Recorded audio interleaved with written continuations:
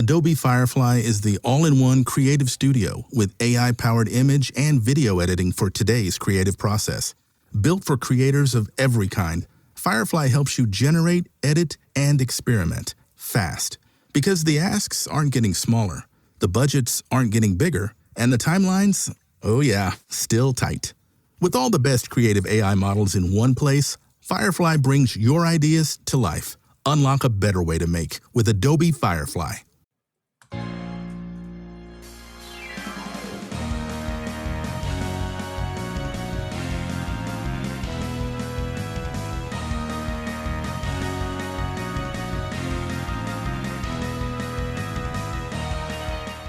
Welcome to the Supreme Resort Land v. World, a podcast about Disneyland and Walt Disney World, and which is the Supreme Resort.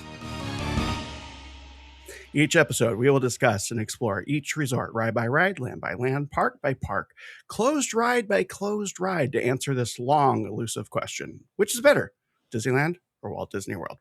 I'm Dan, and thank you for joining me on this quest to help the greater good of humanity answer that very long, elusive question.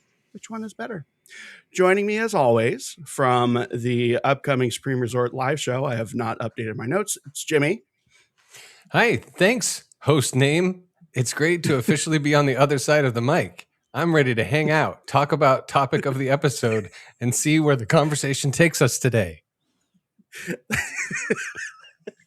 And from the hit podcast Boys Planning, as well as every other podcast you listen to, including the I need to thank you. Hold on. It's Eric. Yep. Oh, yes. Okay. I gotta validate you. Briefly, thank you. Now.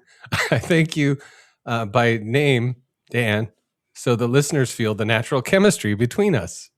Wow. Someone is not using ChatGPT. Probably, I'm guessing Gemini. Is that Gemini? It's Gemini. How would I respond to being introduced as a co-host on the Supreme Resort as Jimmy? Which platform are you using? Wait, let's get Eric in here first so he can also. Okay, hold on. All right, thanks. Okay. Hello. Eric's I am also familiar with host and chemistry.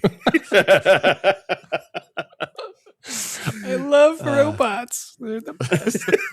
Wait, that was Gemini, right? I'm guessing. Yeah, it was. Oh, wow. That says so much about me as a person that I know the difference. Yeah. Sure does. You may get more. Yeah. Maybe that's why you got some of the results that you got. It's possible. In your research. Well, Jimmy, we'll discuss a workflow using AI bots after the episode. Let's see. Dan joining me. Quest, which one's better? That's Jimmy. We got Jimmy. Okay. I want to thank you both for taking time. Okay. Thank you. I want to thank you both for taking time out of your 250 UFC experience to be with us on the lawn right now. On the lawn, I'm lightning. I'm literally in the pond. You know, it's taller than the tallest building. Yes. Yeah, right. And it's bluer than the bluest sky. Right. If you take the pool and you set it diagonally. That's right. I feel like he's had this conversation about several things in different settings. Anyway, yes, this episode we're going to be talking about the Peoplemover versus Horizons.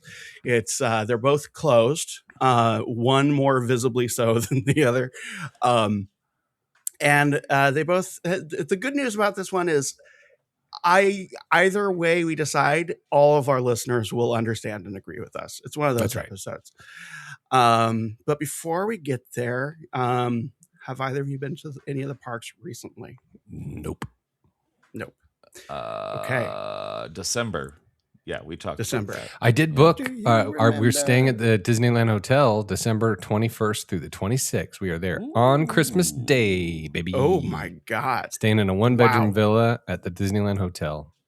And is that the entire fam? The whole fam? The large version of the family? No, just the four of us. The expanded universe of the family? It's the nuclear. We're going to see the mother-in-law, but she is living with her boyfriend and her house is being rented out. So we needed accommodations. And we used our DVC points. And what's his name and where does he live? Will not say. Okay. I'm going to trick you one of these days. I have been to Disneyland. I just got back a couple of days ago, and I usually don't like to do a trip report for everything, but oh my God. Did you know that park hopping is now free? Not Yes. It's always free as free, in Dan. cost. Like you can go at Or any you can time. just go. You don't have to like check into your park first, or you can You just. don't. Yeah, you don't even have to go to the park that you reserve. So why do you have to can make a go to any reservation? park you want. Because they don't want to get rid of them. So And you could have a reservation for Disneyland and just show up at 8:00 and go to DCA. Nobody says a word. you could even show up at 8:15. You could show up at 7:45, but you can't. What? You can't show up at 7:29 because guess what they'll do? Say, wait a minute. Yeah, that's like, hold Okay. on. Look at the watches. Just another one. Stopwatch. Okay, now.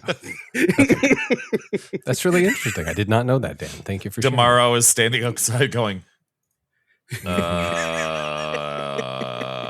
go.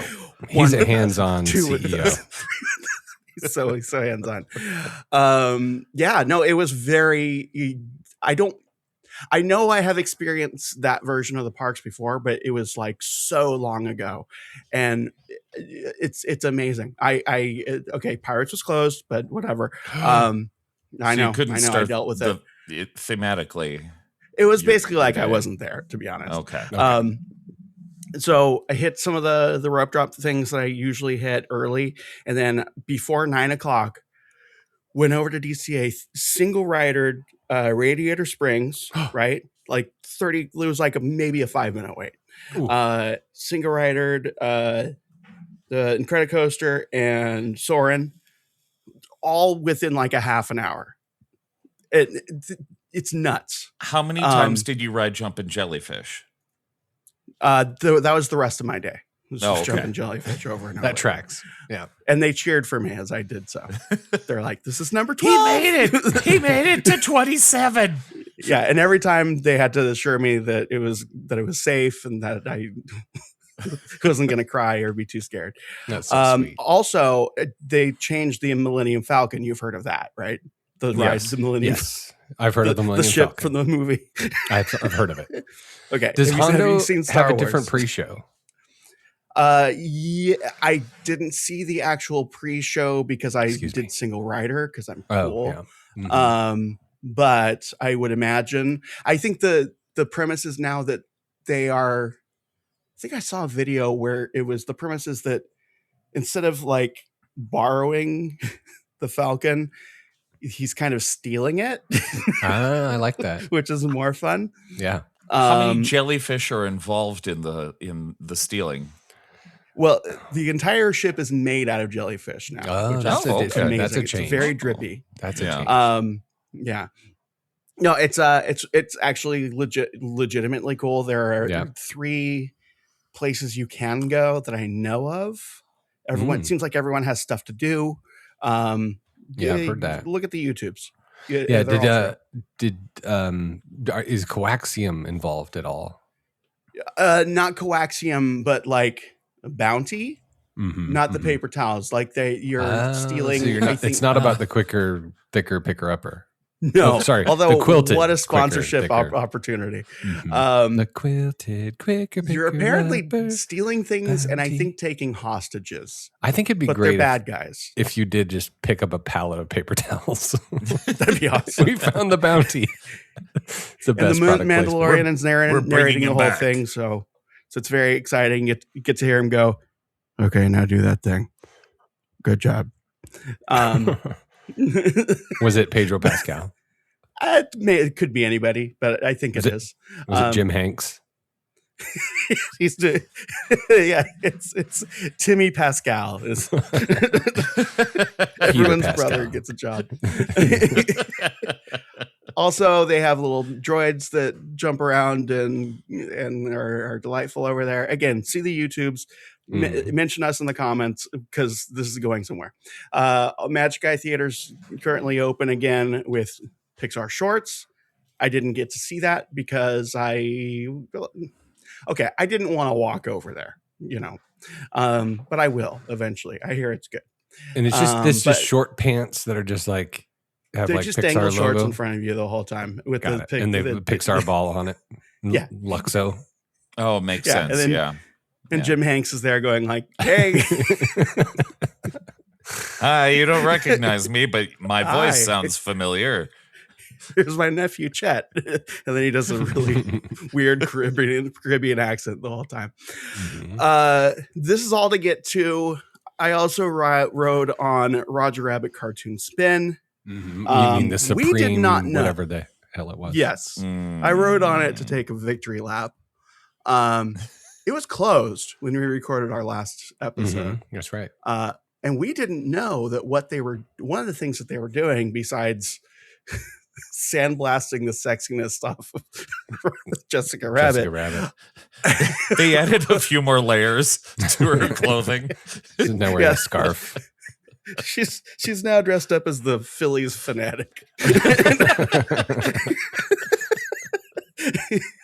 But it's her under there.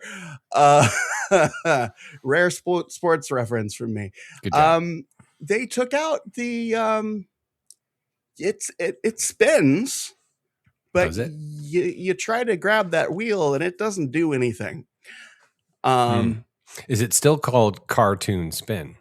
Yes, because it is still a car in a cartoon, and it does still spin. You just don't spin it. You don't spin it. And what I thought initially was that, okay, it's just going along the track and it's kind of just spinning the way the track makes it spin naturally. And then I got to a point where it very clearly gripped the thing and took control of it. And that's worse because it doesn't make any sense. It's unpleasant. It's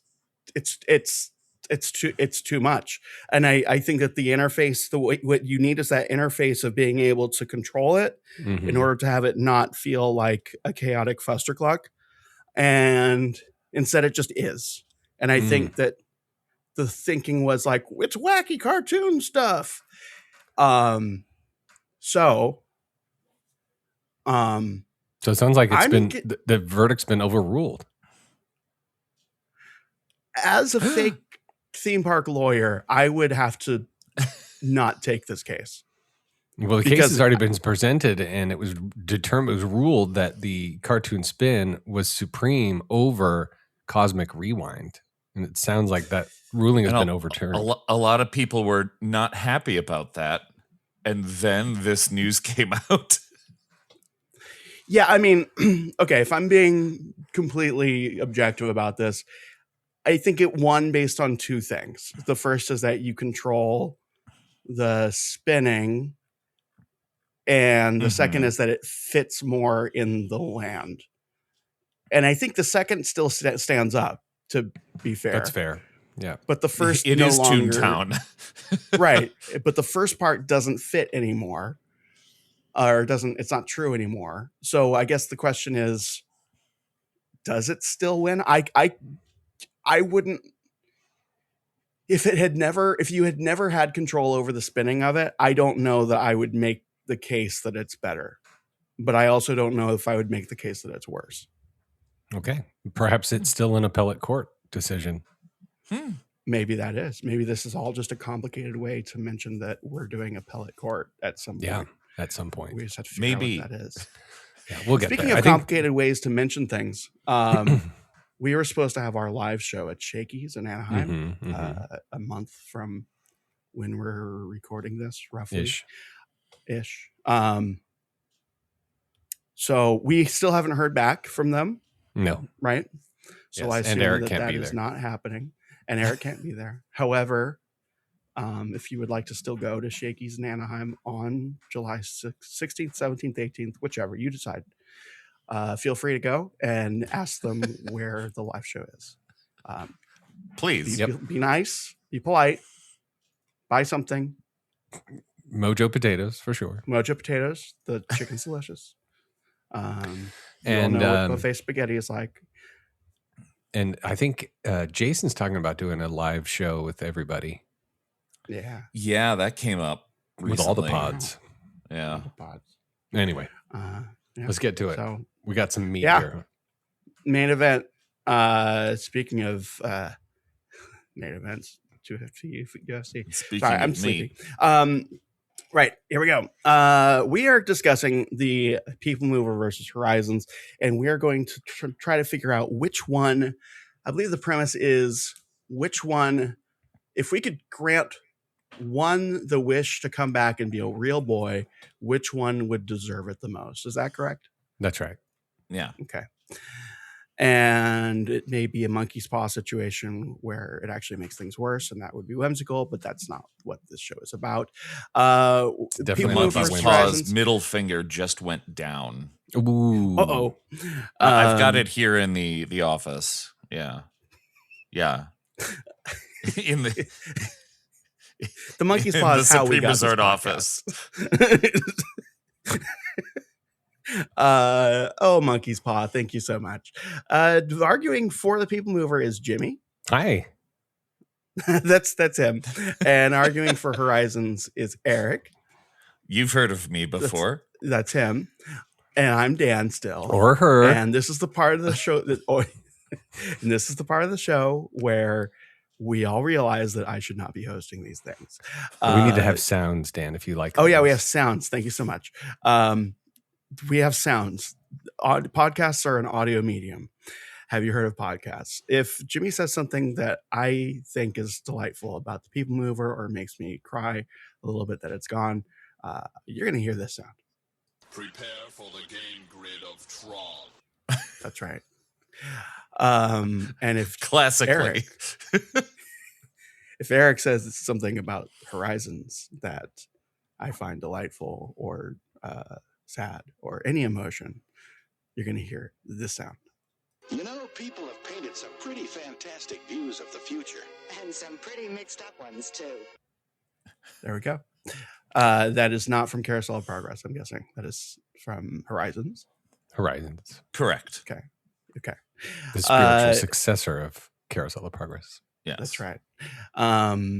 So just to level set here, I have been on Peoplemover several times. I'm still sad that it's gone. Never been on See After Horizons. Hours to hear the detailed breakdown from Dan's memory right. about what happens. May or may not be the same as mine. Horizons I've never been on. However, it is, I think it's safe to say that it's sort of the white whale of, I think both are like the white whales of Disney theme parks, where it's like, we all wish that it would come back, or we all wish that we had been on it. Is that a correct assumption? Yeah, I think So- that's appropriate. Yeah. When I was at Disney World for the first time in 1995, I got to look at the building every day and wonder if it was going to open, and it never did. Still have the dreams giant about that. building. The huge, so big building.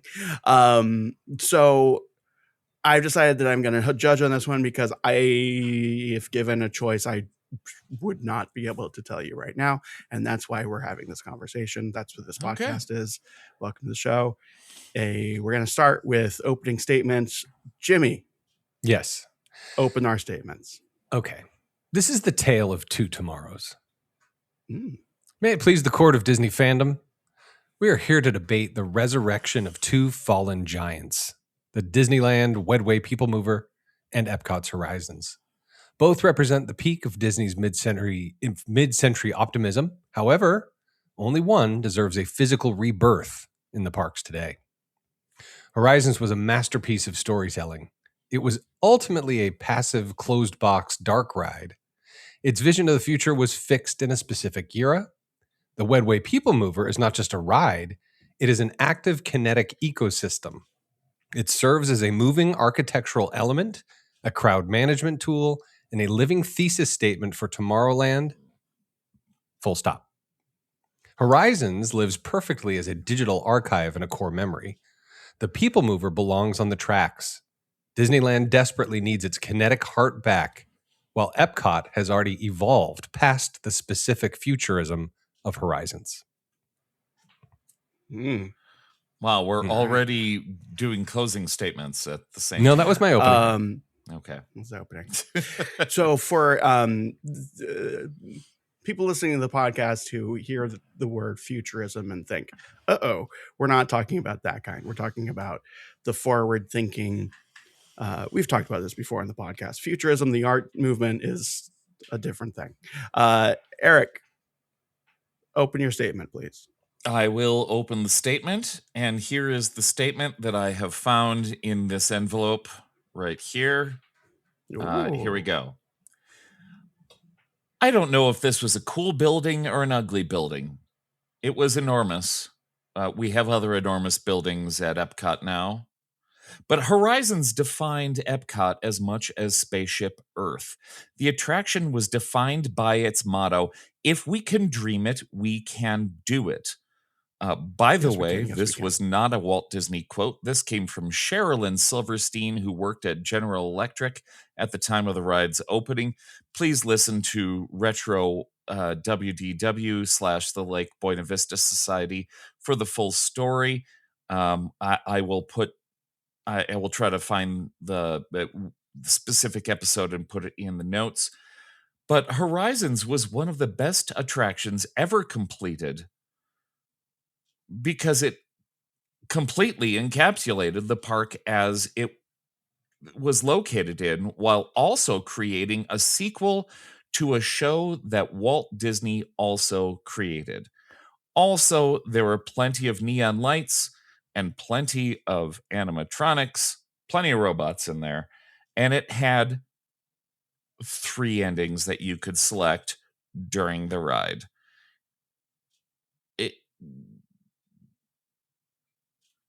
Yeah, there we go.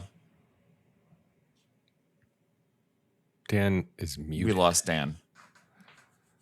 Should we give 3 endings to this episode so that we can like Clue? Ooh. Yeah, so that the listener. Here's how it really happened. So maybe we can do that. And if you want to hear, Here's how it really ended. Ending, if you want to hear corporate ending, press 1. Okay. Those were our opening statements. As everyone knows, opening statements are not privy to points, but they're not admissible in the court. Supreme Court is still taking up that case. So, what was next? We have history development. Yep. History. Yep. Okay. Let's hit us with some history. All right. If I may, it just all started with one little spark, a mouse of imagination. At the 1964-1965 New York World's Fair, heard of it. The technology behind the Peoplemover began as the Ford Magic Skyway at the 1964-65 World's Fair. Walt Disney wanted to move guests through exhibits continuously without stopping. Disney built a system using real Ford vehicles propelled by motorized wheels embedded directly into a stationary track. The evolution, the Disneyland Peoplemover from 67 to 95, opening during the 1967, this version used Goodyear tires embedded into the track every 9 feet to propel the trains. The cars themselves had no motors. And then the Wedway Peoplemover / Tomorrowland Transit Authority at the Magic Kingdom from 1975 to present. This version upgraded the technology using linear induction motors, or LIMs. That's magnets in the track that react with metal plates on the bottom of the cars, creating a completely frictionless, highly reliable pull. And then there is the Houston George Bush Intercontinental Airport Wedway from 1981 to present day. Disney called the Wedway? Is it called a Wedway? Yeah. Well, That's it cool. is Okay. licensed as such. I don't know if they call it that. But Disney licensed this exact technology at the Houston Intercontinental Airport. It remains the only non-theme park version ever built by Disney, operating as a subterranean Peoplemover. Now, we are going to explore the detailed ride experience at Disneyland, but if you want to know what the Peoplemover was actually engineered for, you have to look at Walt Disney's original 1966 concept film for Epcot, the experimental prototype community of tomorrow. Because at Disneyland, it was a fun ride to rest your feet, But in Walt's actual utopian society, the Wedway Peoplemover wasn't an attraction at all. It was the primary daily mass transit system designed to eliminate cars from everyday urban life. Here's how it would work. First of all, Epcot was a radial city, and in the radial city integration, it was designed as a massive wheel radiating out from a central urban core. The transit infrastructure, for those of you who don't know what Epcot was originally meant to be, functioned on a strictly separated multi-tiered radial layout. So number one, the monorail versus the Peoplemover. The transportation across the Florida property was split into two distinct modes. There was the high-speed monorail that handled long-distance linear travel. It moved people from the airport to the industrial park and the theme park directly into the spine of the central city of Epcot. The Wedway Peoplemover handled local radial transit. It was a nonstop continuous loop system designed to ferry residents strictly between the metropolitan center and the outer rings of the city. So the 3-level urban center was like this. It was in the 50-acre climate-controlled central city hub. Traffic was completely separated by function across 3 distinct vertical layers. The top layer was pedestrian and transit. So completely free of combustion engines, this open-air park-like level belonged entirely to pedestrians. The monorail station and the elevated Peoplemover tracks weaving directly through skyscrapers, hotels, and retail sections. And then the middle level, that's where the automobiles were. This was reserved strictly for personal cars and through traffic. If a resident needed to commute, they drove under the pedestrian plaza safely away from foot traffic. And then the lower level, that was service and trucks. That was a subterranean highway exclusively for supply trucks, maintenance crews, and delivery services, completely hiding the logistics of the city from sight. Then they realized the poop trucks would go there. That's right, poop trucks, etc. So basically, then they got to Florida and realized the water table was like 7 feet down, and it was not realistic. See Magic Kingdom being on the second story. And the poop trucks were sinking into the swamp. That's right. Yeah. Okay, so imagine walking up into your suburban single-family Epcot home in the outer ring of the city. You don't walk out to a garage to start your car. Cars were meant strictly for weekend pleasure trips outside the city limits. For your daily 9-to-5 job in the city center, your commute was entirely powered by the Peoplemover. There was the local station. Every neighborhood sector had its own dedicated elevated Peoplemover station within easily walking distance from all homes. Residents walked up a ramp to a continuously rotating platform. It's like identical to the theme park loading zones and stepping directly into a moving car. Then there's the commute inward. The trains glided at a steady pace through the greenbelt, passing parks, schools, and churches. As the tracks traveled further inward, the urban density increased, passing high-density apartment complexes before entering the enclosed glass dome of the metropolitan center. And then finally, the continuous flow efficiency. Because the motors were embedded directly inside the track beams, relying on stationary propulsion instead of heavy engines on the cars, the trains could run continuously 24/7 without delays, schedules, or traffic jams. It could theoretically move tens of thousands of residents an hour cleanly, silently, and effortlessly. Now, it's a tragedy that Walt Disney never got to build it, but it proves my ultimate thesis. It's a tragedy, Dan. This doesn't say anything about the ride itself, but no, we're not there yet. I think that it's a fun thought experiment for any Disney Parks fan to consider what Epcot actually would have been like if he had been able to build it. I find it terrifying. Utopia.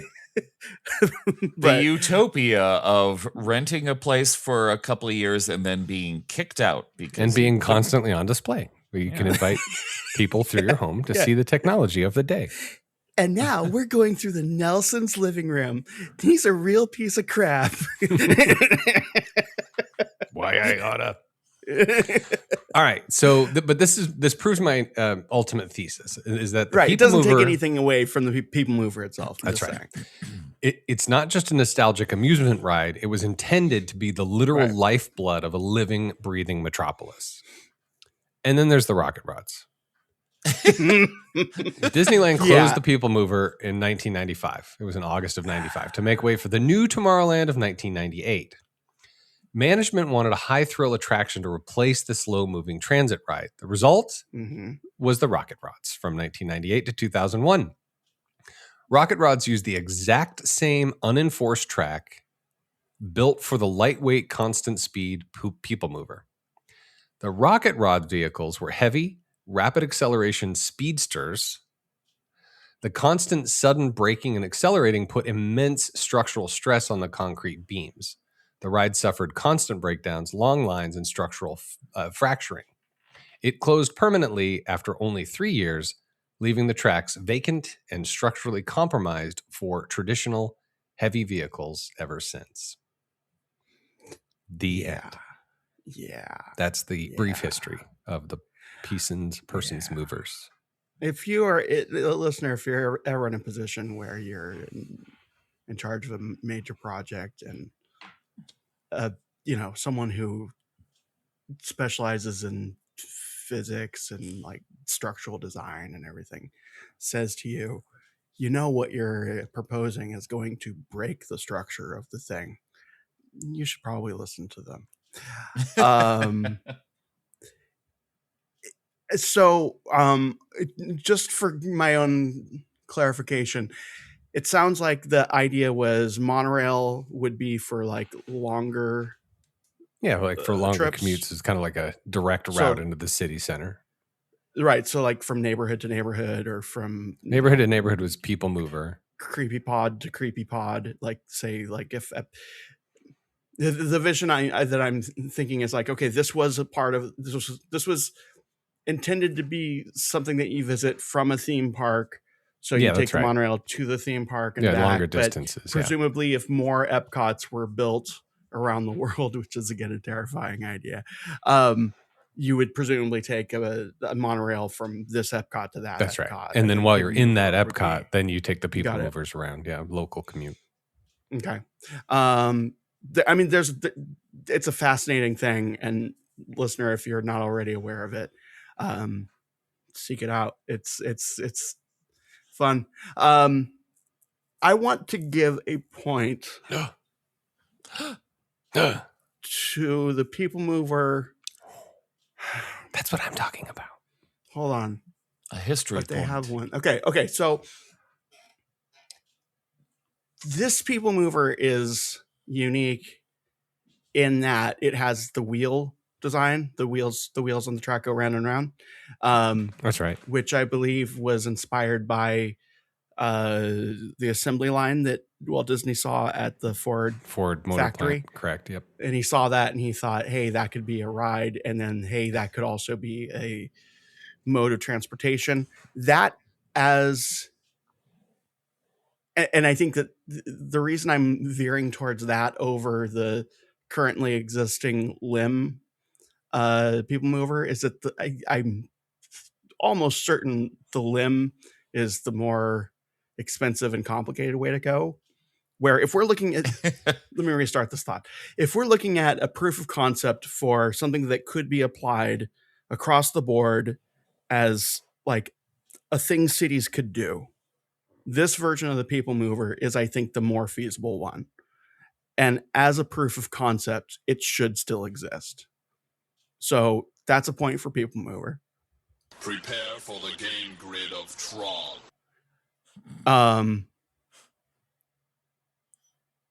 Yeah, whether that is something cities would do or what would come of it, those are all debates that are separate from this that can be had.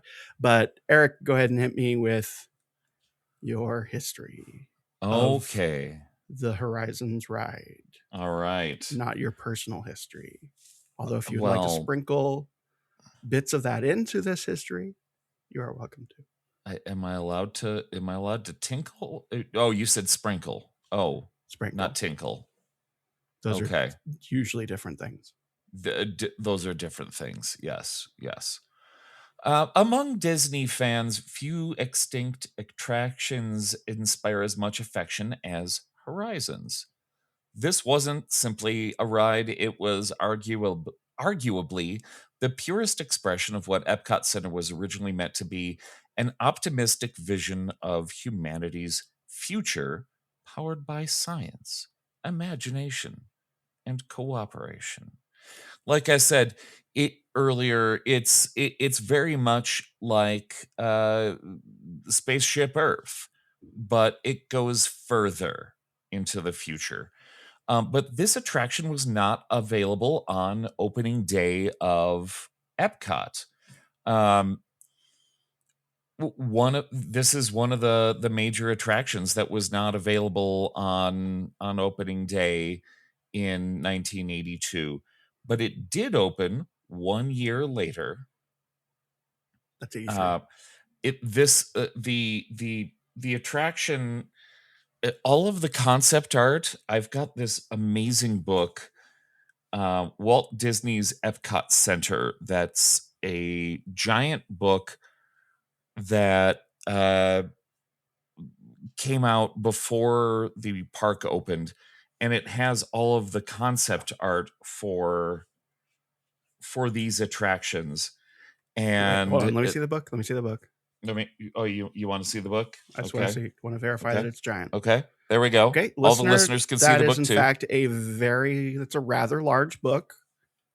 It's one might. Oh, yeah, that's big. That's yeah. How many pages is this book? Let me see. I've never and you actually read that? What's that?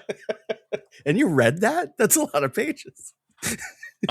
Yes, I read a book that Wow. is 250 pages. That's so many pages. To be fair, it's mostly pictures. It is mostly pictures of Maybe concept art of futuristic looking crap. And this is when it came to Horizons, because the attraction wasn't done yet, it's all concept art. And it has a lot of like, check this out. Like it's like spaceship crap. That is indeed spaceship crap. That was the original name of the ball. Oh, Spaceship crap. Spaceship crap. Spaceship crap. And then it turned Not a lot into of a people know cosmic that. turd. And then it became the golf ball that is the entire park. Right.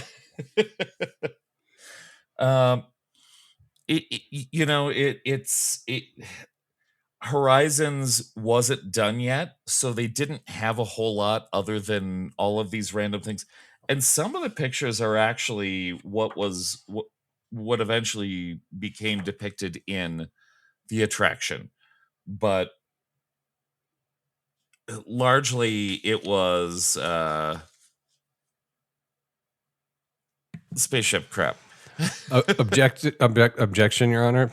Yeah. Boring audio medium. Stop talking about pictures we can't see. Okay, fine. Early, I'll allow it, but watch Sustained. yourself, counselor. okay. So this is one of the attractions that was not done when the park opened. Early versions of this project carried names such as Century 3. Yeah. And later, Future Probe. Ooh. You didn't think I'd say the word probe in this episode, huh? It eventually evolved. It later became Cola Future. Colon Future. Cola Future. It's well, eventually it became Horizons. It was supported by General Electric, which I mentioned before, which had already sponsored the Carousel of Progress in Disneyland and Magic Kingdom. So so sponsor versus sponsor. We got GE and Goodyear was the other one? Yeah, it was no, Goodyear. GE and GE. You're talking about Goodyear Peoplemover. Goodyear. Yeah. Oh, I see. Right. Okay. Just so that's on the table. Okay. So if we're entertaining the idea of we're resurrecting it, which both companies, neither company, I mean, both companies are, let's face it, probably evil, but neither is like an Enron kind of like death culty sort of corporation. So we're clear there. Okay, good. Okay. Go ahead. All right. Well, construction began in 1981. It was not ready for the opening when the park opened, but it did open on October 1st, 1983, precisely 1 year after the park opened. So it's They the love first doing that. anniversary. This attraction cost roughly $60 million and immediately became one of the park's most ambitious attractions. The building was about 136,000 square feet. It was 78 feet tall. It contained 3,700 tons of steel, and the Omnimover ride system was suspended. It was not Ooh. a floor ride through. It's more like Peter Pan, where it was hanging, and you could put 3 to 4 riders per vehicle. And let's see, there were 175 inverted Omnimover vehicles, which could accommodate 525. Objection. It sounds like he's talking about the ride itself, not the history. Oh, That's fair. Okay. Okay, so Sorry. we got to Omnimover. Do we have how we got there? How we got there after, Like why Omnimover as opposed to like why suspended, why Omnimover, why moving sideways? I'm not trying to be combative. I'm just seeing if there's Okay. more there. All right. Well, I will stop talking about the ride itself. So also had its origins at the World's Fair, yes? At the World's Fair? Well, in a way, if you think about the Carousel of Progress being General Electric's kind of story of progress, and then this is sort of a spiritual successor to that, same family, future, etc. Is it actually the same family? It's not actually the same family, but it may has as well always be. been kind of like maybe. Jimmy, are Yes. you willing to concede that it is the same family? I will concede that it is not. That it is not. Okay. Yeah. I guess where I'm trying to dig here is the sequel to an already existing attraction thing. Was that intentional? Not. I don't think it was intentional. I think it's just Was something it that people have not put together Ooh, in interesting. in time. What was that? I was talking over you. Sorry. I don't think it was intentional. I think people put this together over time. This was just. Oh, okay. It's like post hoc lore.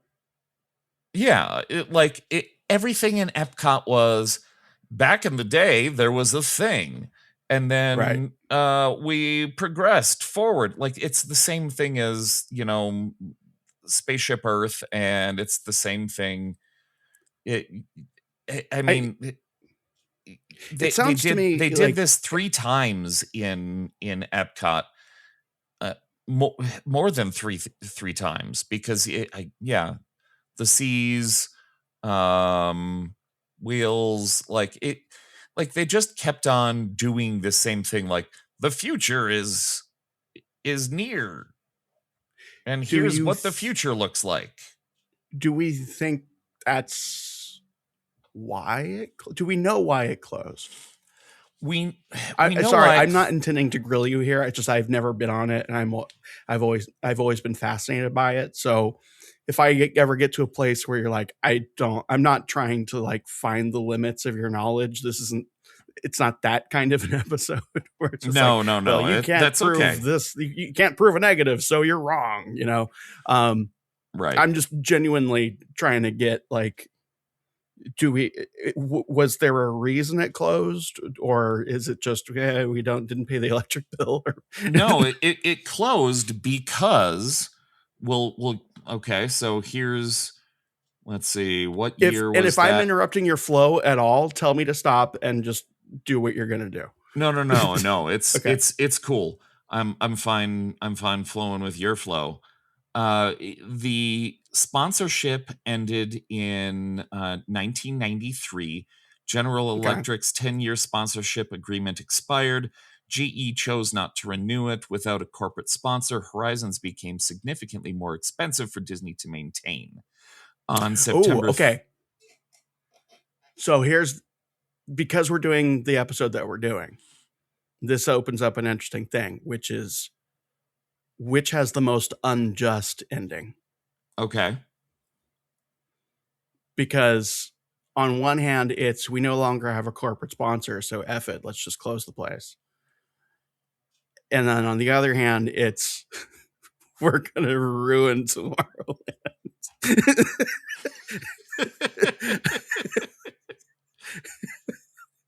So I'm putting that out on the table for both or either of you to play Okay. with if you want to. Well, let's keep going with my statement here. September 30th, 1993, that officially ended. This was happening a lot across Epcot because the park was supposed to be built on sponsorships, but Mhm. all of the sponsorships were 10 years long. And this was the time period where Disney was, again, correct me if I'm wrong, but in my memory, this is the time period that Disney was like kind of making enemies left and right. Well, yeah, and they were moving away. They didn't want to do educational, optimistic exhibits, and Okay. they wanted to go toward thrills. So Future World was changing. And were they asking the corporations to make those changes or just to fund them? Oh, they for sure wanted them to renew their sponsorships and make them more Right. thrilling, but nobody was. I mean, this is like when Imagination, Kodak was like, people don't take pictures anymore. And they're like, well, Right. we want more money. And they said, we don't have more money. I guess the heart of my question is, and I've never really thought to ask this, and again, if you don't have an answer, that's totally fine. We can look into it. But was the ask at that time, and I can see this being the case because of the leadership at the time, Disney going to these corporations and saying, hey, the ride we built for your product is boring. We need you to figure out how to make it more exciting for us. That's basically what they were asking. Yes. That's ridiculous. Yeah. Okay. Yeah. Hey, we need to renew the whole thing. We've got a Right. ton of robots in this ride. We want to make this more interesting. And it's time to renew. And the corporations were all saying no. Right. Okay. So the first closure for this attraction was December 25th, 1994. It closed. There was no real description of why it was closed. It's probably because of loss of sponsorship, probably because of high maintenance costs. There are rumors of structural concerns. There's always been a rumor about like the sinkhole underneath where Horizons was, but that's weird because it's such a giant building and it lasted for more than 10 years. But then it was reopened in 1995. I feel like sinkhole might have been a very convenient sort of thing for them to say, where it's like, hey, we know we're closing this thing that you love. Yeah. It's actually built on top of Gateway to Hell. Yeah, that was like a fan site thing. Right. There's a sinkhole there, so we had to close it. If we tear this down, the Matterhole will sink. The Matterhorn will sink. Sorry. But then in 1995, Universe of Energy and World of Motion were being refurbished, so they reopened the attraction. Mm-hmm. And that means that an entire like quadrant of Epcot would have been closed. So suddenly the sinkhole ride reopened. It became safe again. Yes. It reopened on December 24th, 1995. Merry Christmas. They thought, oh, wow. It had been, they refurbished it. They did nothing to it. That means it reopened like months after I visited. That's awful. I'm sorry you missed out. But then, yes, it was open between 1995 and 1999. It stayed open for a few more years. Like I said, everybody was looking for more thrilling attractions, and an Omnimover. We'll get into the actual ride in a bit. Wasn't exciting. Universal Studios was open now. MGM was open now. They had much more thrilling stuff around the area. And they thought maybe we could retheme it.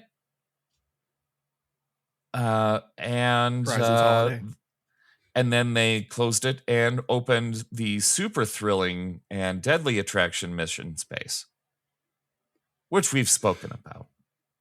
We have. Have That's we a complicated history. The Carousel of Progress? We should. I think another podcast has. Yeah, I thought so. Oh, that's right. Yes, that other podcast that we let on our network. A little blurb that I found on the interwebs. It was proposed that Horizons would be the sequel to the Carousel of Progress located in Tomorrowland. Disney's ride from the General Electric Pavilion 1964 World's Fair, as the Carousel of Progress followed the changes in lifestyle that faced a family as they lived through the 20th century, Horizons continued their story, showing how they might live in the 21st century. The Carousel's theme song, There's a Great Big Beautiful Tomorrow, was a part of the Looking Back at Tomorrow portion of Horizons. The version of There's a Great Big Beautiful Tomorrow that could be heard in the Horizons coming from a television sung by Larry Cedar in the Art Deco scenes is the exact version that can still be heard on a radio during the first act of the Carousel of Progress.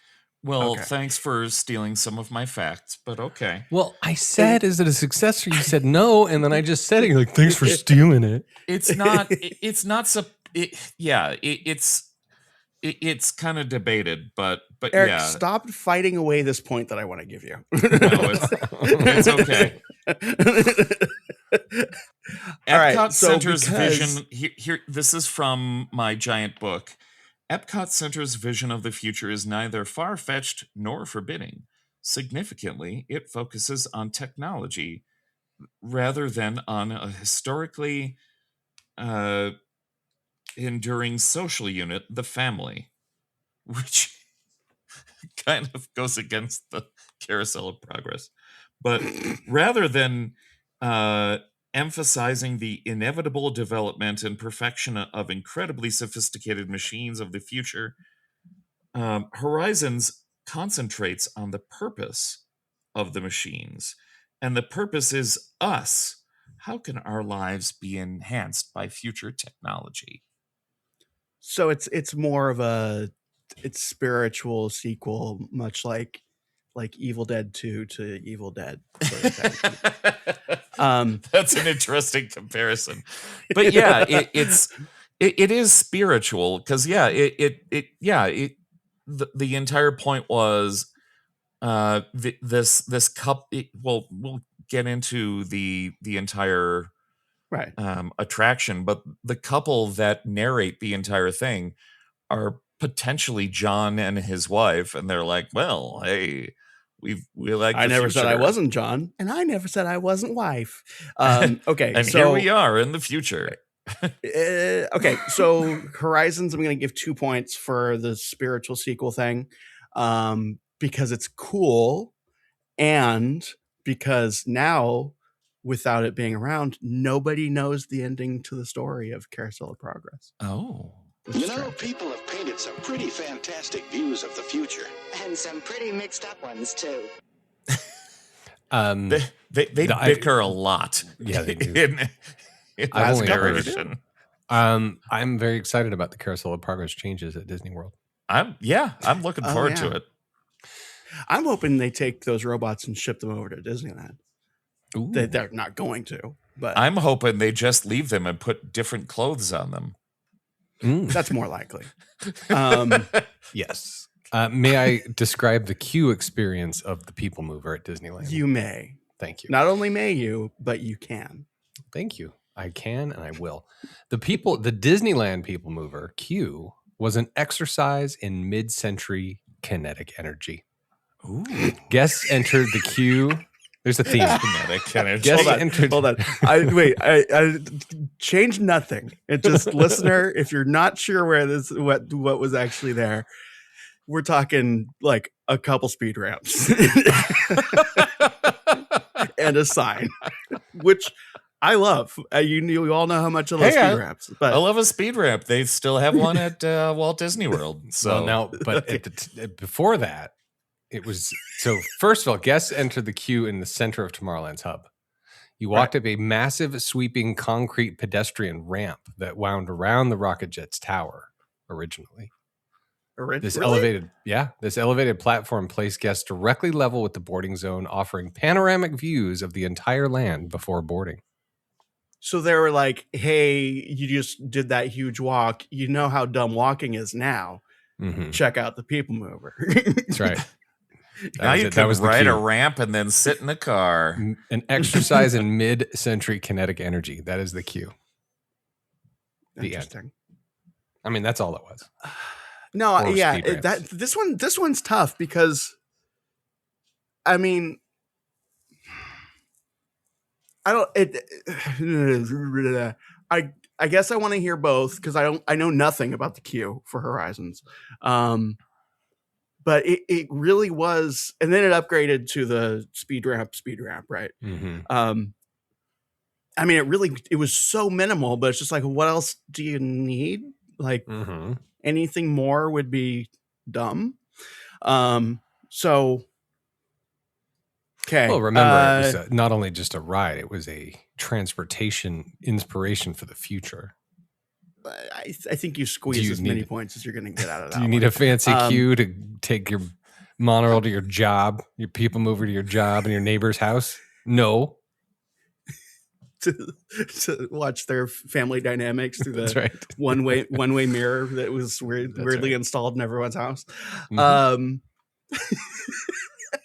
Okay, potential for point, but I don't know that it's going to happen. I doubt it. Eric, what about your queue? Or all right, lose all respect for you if you gave a point for that. Oh my goodness! I mean, they did have some potted plants. I'll give them that. I mean, that potentially you could eat. Oh yeah, not yet. Just rip a cabbage out of the ground. Guests would enter a gleaming pavilion, a giant pavilion filled with murals and futuristic artwork. The murals have sadly vanished. Nobody knows where they are. They're supposedly in a warehouse somewhere, but maybe not. The architecture itself suggested flight, progress, and possibility. The ride vehicles represented those used in other Disney Omnimover attractions, but they were hanging and they were bigger. Basically, you went inside, you saw a big GE logo and a bunch of murals. Was the logo bigger than the book that you have? Yes. The logo was bigger than the book that I had. So do you, Dan, you know the mural at Spaceship Earth? Yes. Figure that, but longer. Okay. So like if you were to take like for example, if you were to take the reflecting pole and say turn it so it's turn it bluer straight up instead of across and bluer. It's sort of that situation where suddenly that becomes the biggest thing in the universe. Yes. Also, There's a Great Big Beautiful Tomorrow was playing in the queue. Fitting. There's a Great Big Beautiful Tomorrow, and here it is. Here it is. It's a big. Okay, pool. so walk me through this because it's a queue and that's what you do. But also, I know nothing about this. So you walk through the door, sliding doors. No, just no doors. Okay, no door. Oh, okay. So I don't even have to open a door like a sucker. Yeah. Come on. What kind of future is this? You just walk True, inside. Okay. Right. It's not Mexico. But yeah, the entire queue was indoors. Okay. I've never seen the queue outdoors, but yeah, you just walk inside and it's switchbacks. Was this but due? they Was had a this due to the futuristic queue being mural. so large, or the ride system being so efficient? that you've never seen? No, it's because the building was so big. Got it. Okay. Yeah. So everything, it's Florida. So at Epcot, almost everything you can think of is indoors. Right. Because Okay, they don't I'm want you thinking outside of- because of Florida. Thinking of a planet. Eric, can that fit inside of a building in Florida? I don't think it can.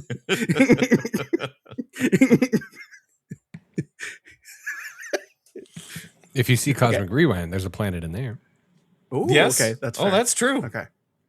Okay. I'm now thinking of 3 elephants boxing, but they have boxing gloves on. They're punching each other on their hind legs. 3 elephants. That's quite that the can match. technically fit in a building, but can you train those elephants? Can Florida train those elephants, Eric? Mr. Ooh, everything's better in Florida. not there, but I bet the people who run the Pirates show can train those elephants. No, good point. On What I'm iDrive. hearing in that answer is that if any state could figure out a way to train those elephants Train to box, elephants to fight. they would be in Florida. That is the state. Got it. Texas can't figure it out. They've No. tried. No. Okay. So we walk in and we're talking like a bunch of switchbacks with like some decorative stuff around. What are we looking at? We're looking at we're just looking at a big mural of spacey stuff. Okay. And Now, mostly I guess the reason I'm just regular switchbacks. It wasn't Okay. that fancy. I guess the reason I'm asking is I know Adventure Through Inner Space, it's basically just you walk through the door, switchback, and then you hop on the thing because it's constantly moving and it's super efficient. My hunch from what little I've seen from Horizons is that that's also the case, but I really don't know if there's more. Okay. No, that was pretty much it. Like there's some big thing to look at. Yeah. And then there was also, as you entered, the GE logo was on the entrance. Okay. And then the mural was inside, so it was a little different than Spaceship Earth. And it really was just a mural. It wasn't like Inner Space where there was like a giant microscope and fake tiny people on a fake omnimover. Okay, so what I'm seeing then is basically utilitarian versus utilitarian. Peoplemover had some potted plants as decoration because there was no story, so you just potted plants. Horizons had mural stuff because story-based ride with things. Basically, if you in my mind, if you level set for what each ride is, they're essentially the same queue. Is that correct? Kinda, except ours was indoors. Right, because of Florida. And air conditioned. Right. Yeah. Okay. And had a picture on the wall. We'll say queues kind of that might be a place to dip for points if we get into grasping at straws territory, but as of now, I'll grasp we'll say at those straws. Oh, well, you might want to wait. Okay. I don't know that you need to right now. Okay. All right. Okay. Well, there we go. So where I'm at with both of these, just so you both know, is I think the fact that the Peoplemover track still exists is a huge thing. And just the sort of like the awe-inspiring difficulty that it would take to fix anything involving that. And then the horizons being, if we're gonna replaced. Well, where I'm at with it right now is, and this is just to kind of help you both navigate if you want to try to navigate for points. Where I'm at with it right now is, okay, you have these 3 rides that fit these templates of this is how things were, this is how things are now, this is how things will be. Why get rid of? I understand why you don't get rid of Spaceship Earth, because the entire theme park is in that building, right?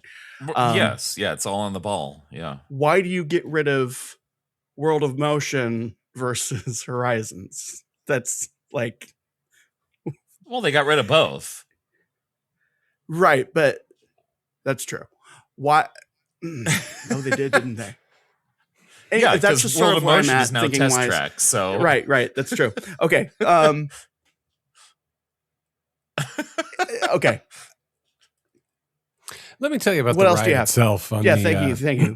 Thank you for saving the show. So Let's the move People on. Mover, the total ride length, 16 minutes. Total track length, 4,300 feet. That's in freedom units. Otherwise, it's 1,310 meters. You. Ride capacity, approximately 4,880 guests per hour. There were 62 trains total. Each train consisted of 4 cars. All right. So let's paint a picture for our listeners. Imagine it's the mid to late 1980s.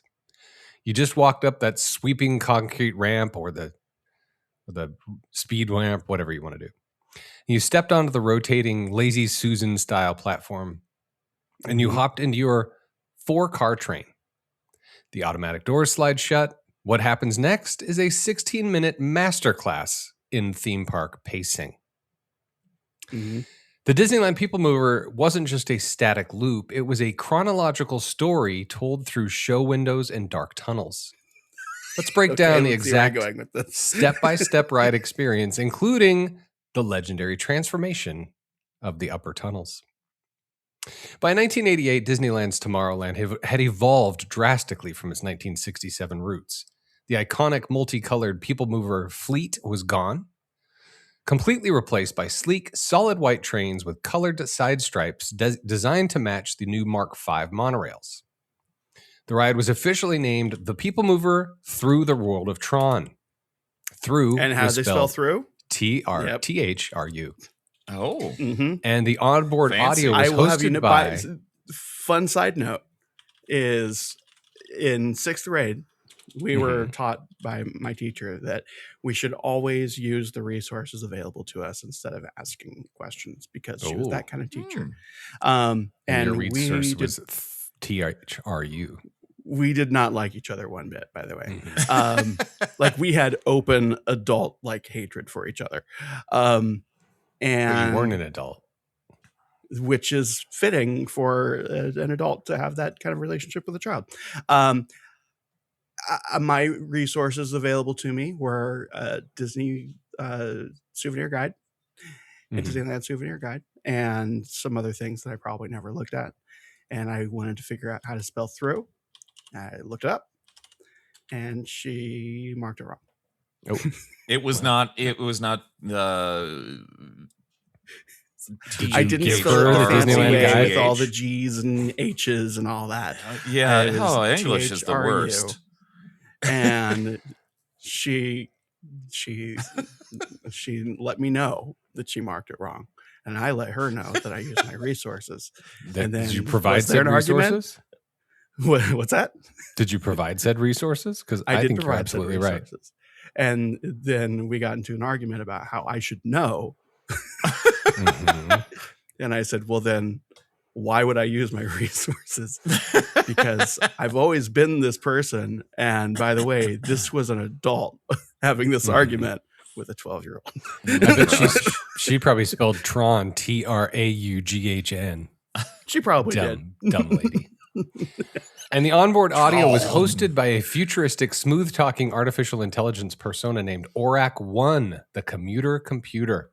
Ooh. Here's an exact scene-by-scene breakdown of the Peoplemover journey as it operated in 1988. Wait, ORAC 1? Uh-huh. Are you wait? No, this 'Cause was in the my first memory- ORAC. In my memory, it was the nice storybook lady. Well, whatever you We're say. now traveling above this. Yeah, that's true too. You don't remember ORAC 1? Come on. All right. So here's exact scene-by-scene breakdown. Number 1, Okay. the Rocket Tower Plaza Station. Guests stepped onto the rotating speed-synchronized turntable platform on board all white 4-car trains. As the train pulled away from the central hub, there was some narration. It was treating people to some heavy synth pop instrumental production tracks. That's okay. It's 1988. Sure. Listener, if you want to do, I Don't say it. recommend. Don't say it. I Don't say it. Scene 2, the Star Wars Incline. The train glided out I over wanna the know. Tomorrowland concrete paths. Instead of passing adventure through inner space, the track It's not now synth angled pop. into the newly opened smash hit Star Tours complex, which premiered in 1987. The train cut right through the upper level of the attraction show building, allowing Peoplemover riders to look down into the busy spaceport terminal.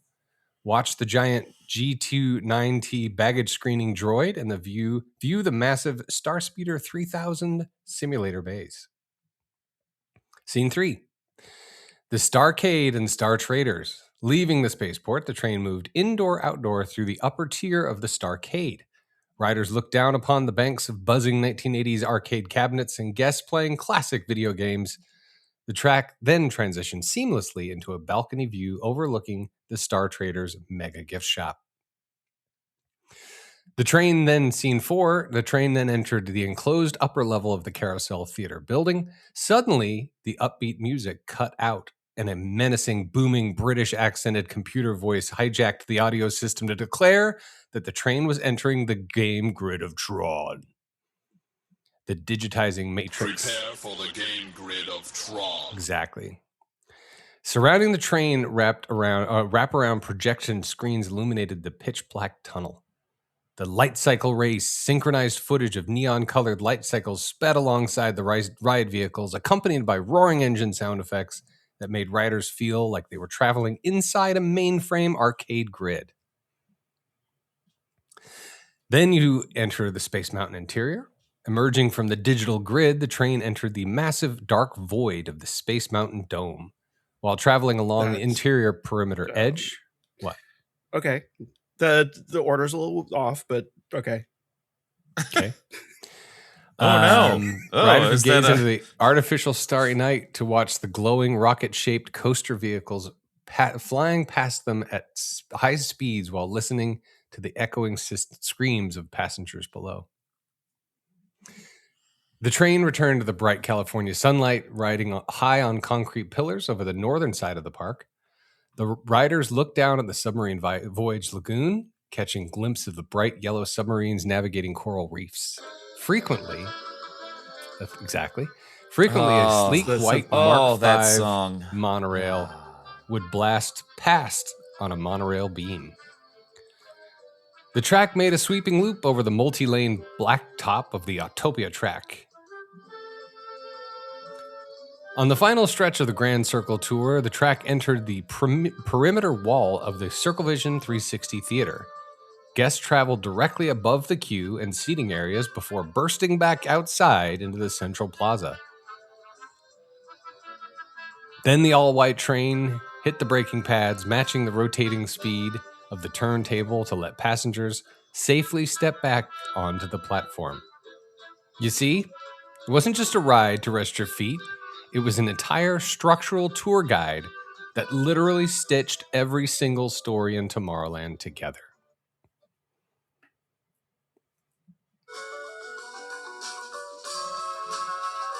See? That's what I said. For those of you fans of synth pop, here you go.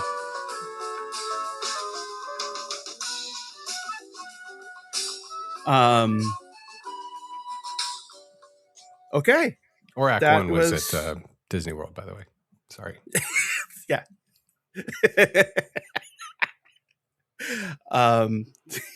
That's, once again, we'll talk about research workflow after the mic's turned off. Okay, that was the ride. You also went through the Circle Vision Theater, which, or not the theater, the waiting area, which is, Yeah, I think, I said that. noteworthy because that was also closed for the rocket rods. True. Okay, that was the ride, Eric. I feel like the Horizons ride is going to be a longer jaunt than that one, and let's do it. Okay. We're doing this is the full jaunt. Okay.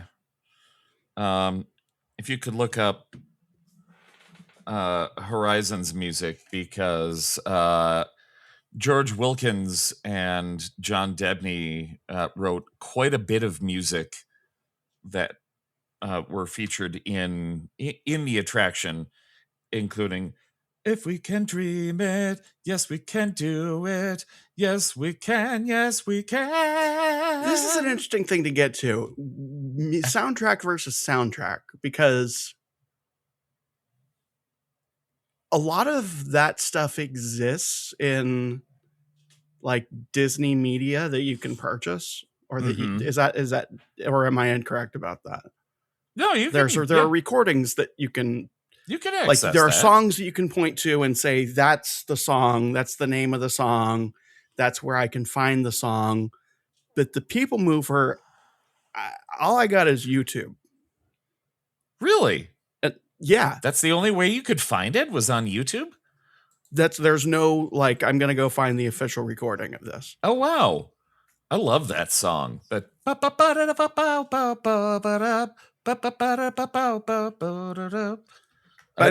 that I Go love that Go song. Goodyear is in there, and there are other things that are in there, but it's weird to me that something so iconic to so many people is so hard. Nation on Wheels from Peoplemover, song and lyrics by Nation on Wheels. George That's the name of Bruns. it. That's on Spotify. But I mean, like the music that we just played. Yeah. That isn't Nation on Spotify, Wheels is the. Is that what that is? Hold on. Let's see. This might be an edit for you. No, because I know I've seen it before.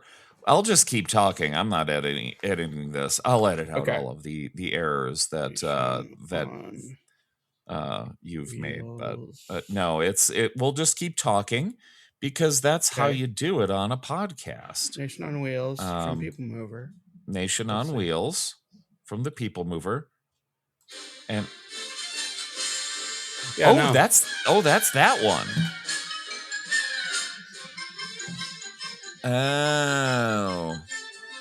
What's the other one then? Well, Dan will look that up, because all of the songs from the Peoplemover are bangers. They're all things that I have listened to independently. I'm not seeing anything except for this one, and that isn't anything that wasn't in the actual ride itself. I don't know. I don't want to make an argument for anyone in here, but Jimmy, that's something that you could possibly think about. Like, but again, we're getting into this for you to buy. But what's that? Yeah. Well, it's weird to me that you have these two iconic things. One, we have so many recordings that we can go to on that have been officially released. The other, it's just sort of this weird, like light jazz lounge music that was probably just production music that was sitting around. But I think I think that was what's his name, George Bruns. But the not the recording I just played, the one that was playing while Jimmy was talking. No, I think that was officially that's official Disney music. Yeah, but you can't find it anywhere. Is the point? Huh? Yeah. Weird. Let's call Jeremy on Spectral Radio. I'm talking to Jeremy in like 2 hours. So hour and 15 minutes by my watch. Oh crap! Yeah, we got to finish this episode. Let's get through it. Okay. All right. Okay. You got it? I don't know. I don't know. Is this the Horizons? If we can dream it. Exterior area. Here, you just say the stuff. Okay, I'll say my stuff. All right. So the ride begins in darkness. You enter a gallery of historic visions of the future. Nope. Hold on. Okay, I'm not going to mess with my fun because we have limited time. Go for it. All right. The idea is simple. Before imagining tomorrow, let's see how people in the past imagined their tomorrow. Guests past so we begin in darkness. And we're talking about these are the dark ages of what happened before technology. Yes, and you pass robots of Jules Verne and H.G. Wells and 19th century inventors, sci-fi from the 1950s. You see fantastic predictions like giant airships, undersea cities, rocket travel, mechanical wonders, a robot shaving a guy's head. Some of these predictions have come true. I had a robot shave my head yesterday. I did not. That was wife that said that, right? Yeah. That's not how things work. Yeah. It just occurred to me that I knew this is the case, but every time I engage with anything Horizons, it becomes, that thing that I've seen over and over again and referenced so many different times, that was in that ride. Like all of those vignettes, like the robot vacuuming and all that stuff. And the robot butler and all that stuff. So So a lot of that Disney future that we associate with Disney future kind of comes from this ride ? Kind of. I mean, imagine the scenes in if you've never seen it. Imagine the scenes from the exit of. I guess they only do that at Walt. I was going to say Space Mountain, but they only do that at Walt Disney World. So you probably haven't seen that either. I have, and I found it in that context unimpressive because it was just things not moving. But I could see how going by there and seeing these things moving, and you're going. Are you going sideways the whole time? Yes. Okay. Yeah, the entire ride is sideways, looking at scenes. I think that's a point. The whole thing being sideways, that's a point. Oh, that's cool. You know, people have painted some pretty fantastic views of the future. And some pretty mixed up ones, too. So the whole thing is just watching a movie about some drunk who won't drink Merlot? Yes. That's the whole ride. Oh, yeah. Right. Played by Pig Vomit. Hey, he's That's the some best. Deep dives, everybody. Wow. Baba Booey. But yeah, so you start heading through, the space opens up, you see all of these big physical sets. You're in a future city, you get to see skyscrapers, transit, green spaces, futuristic architecture. This isn't dystopian. This is bright and welcoming. This is the future that Epcot wanted to present in its early days. Technology serves people, so we've got we've got an iconic robot butler. It's everyday life. And it wasn't, this isn't somebody conquering the future. This is just existing in the future. It's families living comfortably in a future location. So it's like everyday life in Star Trek future as portrayed by Disney. Yeah. That's great because And then you've got your narrators who are telling you, like, this is just how it is. Right. So then you go to the undersea research base, Sea Castle. I don't know why it's called a sea castle. So you go downhill a little bit. Water, quote, water surrounds you. It's kind of like the Little Mermaid. And this is where scientists and families lived beneath the ocean.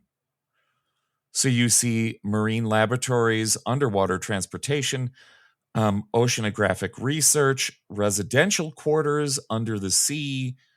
They talk about how, like, there's such vast opportunities underwater, and there's so much of our planet that's covered with water that we should be looking into this, because it's our environment. There's so much space. But yeah, they're saying that, here in the future we can live under the sea. No, there's no danger. There's no giant Right. squid. It's not like the 20,000 Leagues Under the Sea. It's just nice. All of our billionaires are smart and well-intended people. Mm-hmm. Oh yes. Okay. Yeah. Yeah. There you go. Did they do that thing on this ride where, and I don't know if they do this on, I think they do this on Spaceship Earth, but this might be actually the only place that I've seen documentation of the thing where they have an animatronic is talking to a screen, and we see like a real person on the screen, and then we see the person they're talking to in the other scene, and it's an animatronic, and they're talking to a real person on a screen.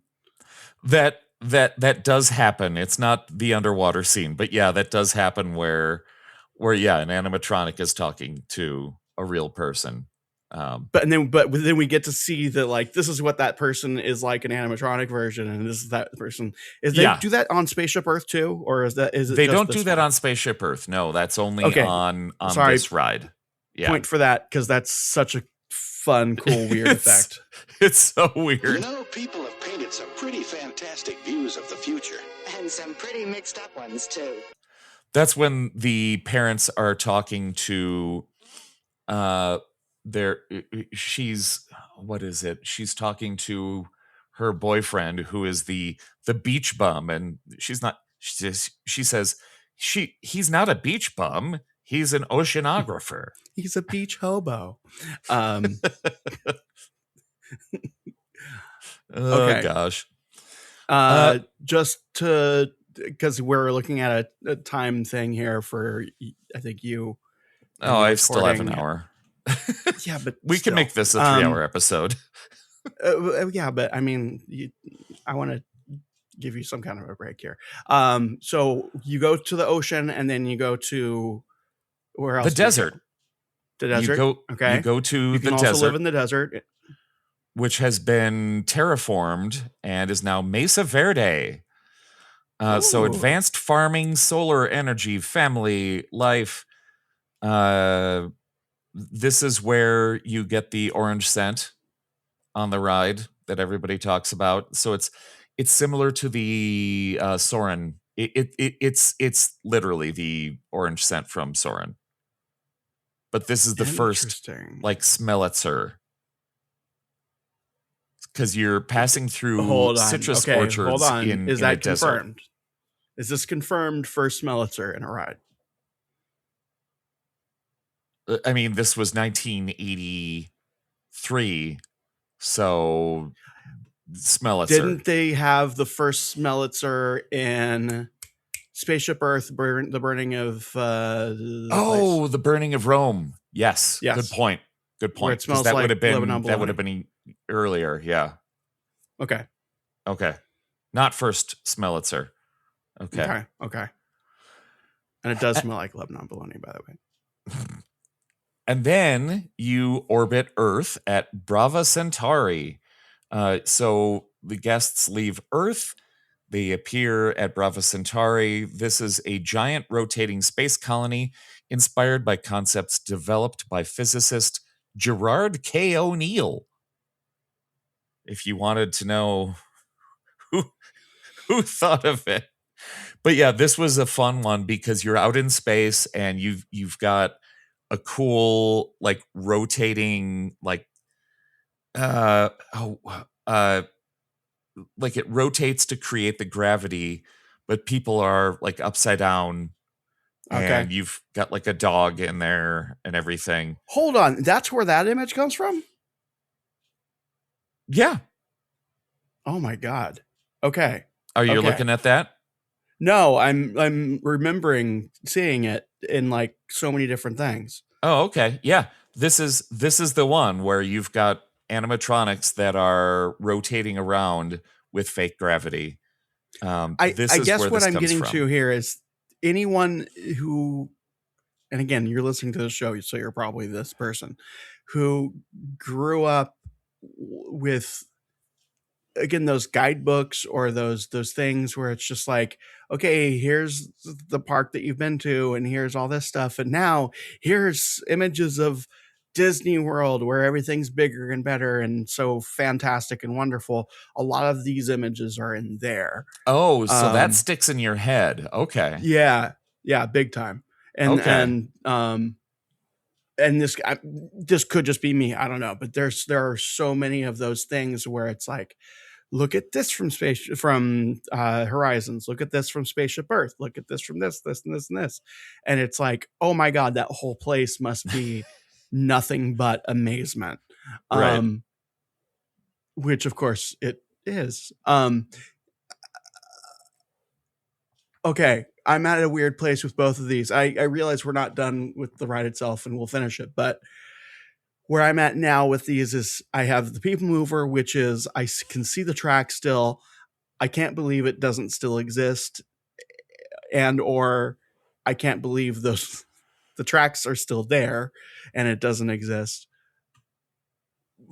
Against, I can't believe they ever closed this thing, Horizons. Well, because this is like the thesis statement of Future World. Yeah, but by the mid 90s, nobody was going on it. It had no lines. It was empty. This entire quadrant of Epcot was empty. That's why it closed. We've still got a little bit more here to talk about. Okay, but just put a pin in this question because I want to get to it, but definitely finish the ride itself. What I'm wondering is, you know how we talked about how Rivers of America at Disney World, the closure of it would have been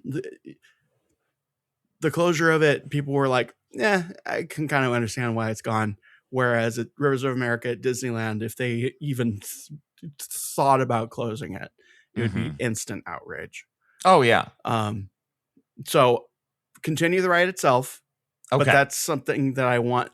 This is the land impact. Yeah. Right. Is where we talk about this. Yeah. Okay. Yeah. I definitely see a scene where a robot's talking to a guy on screen. Mm-hmm. And he looks like Mark Hamill. That time it could have been.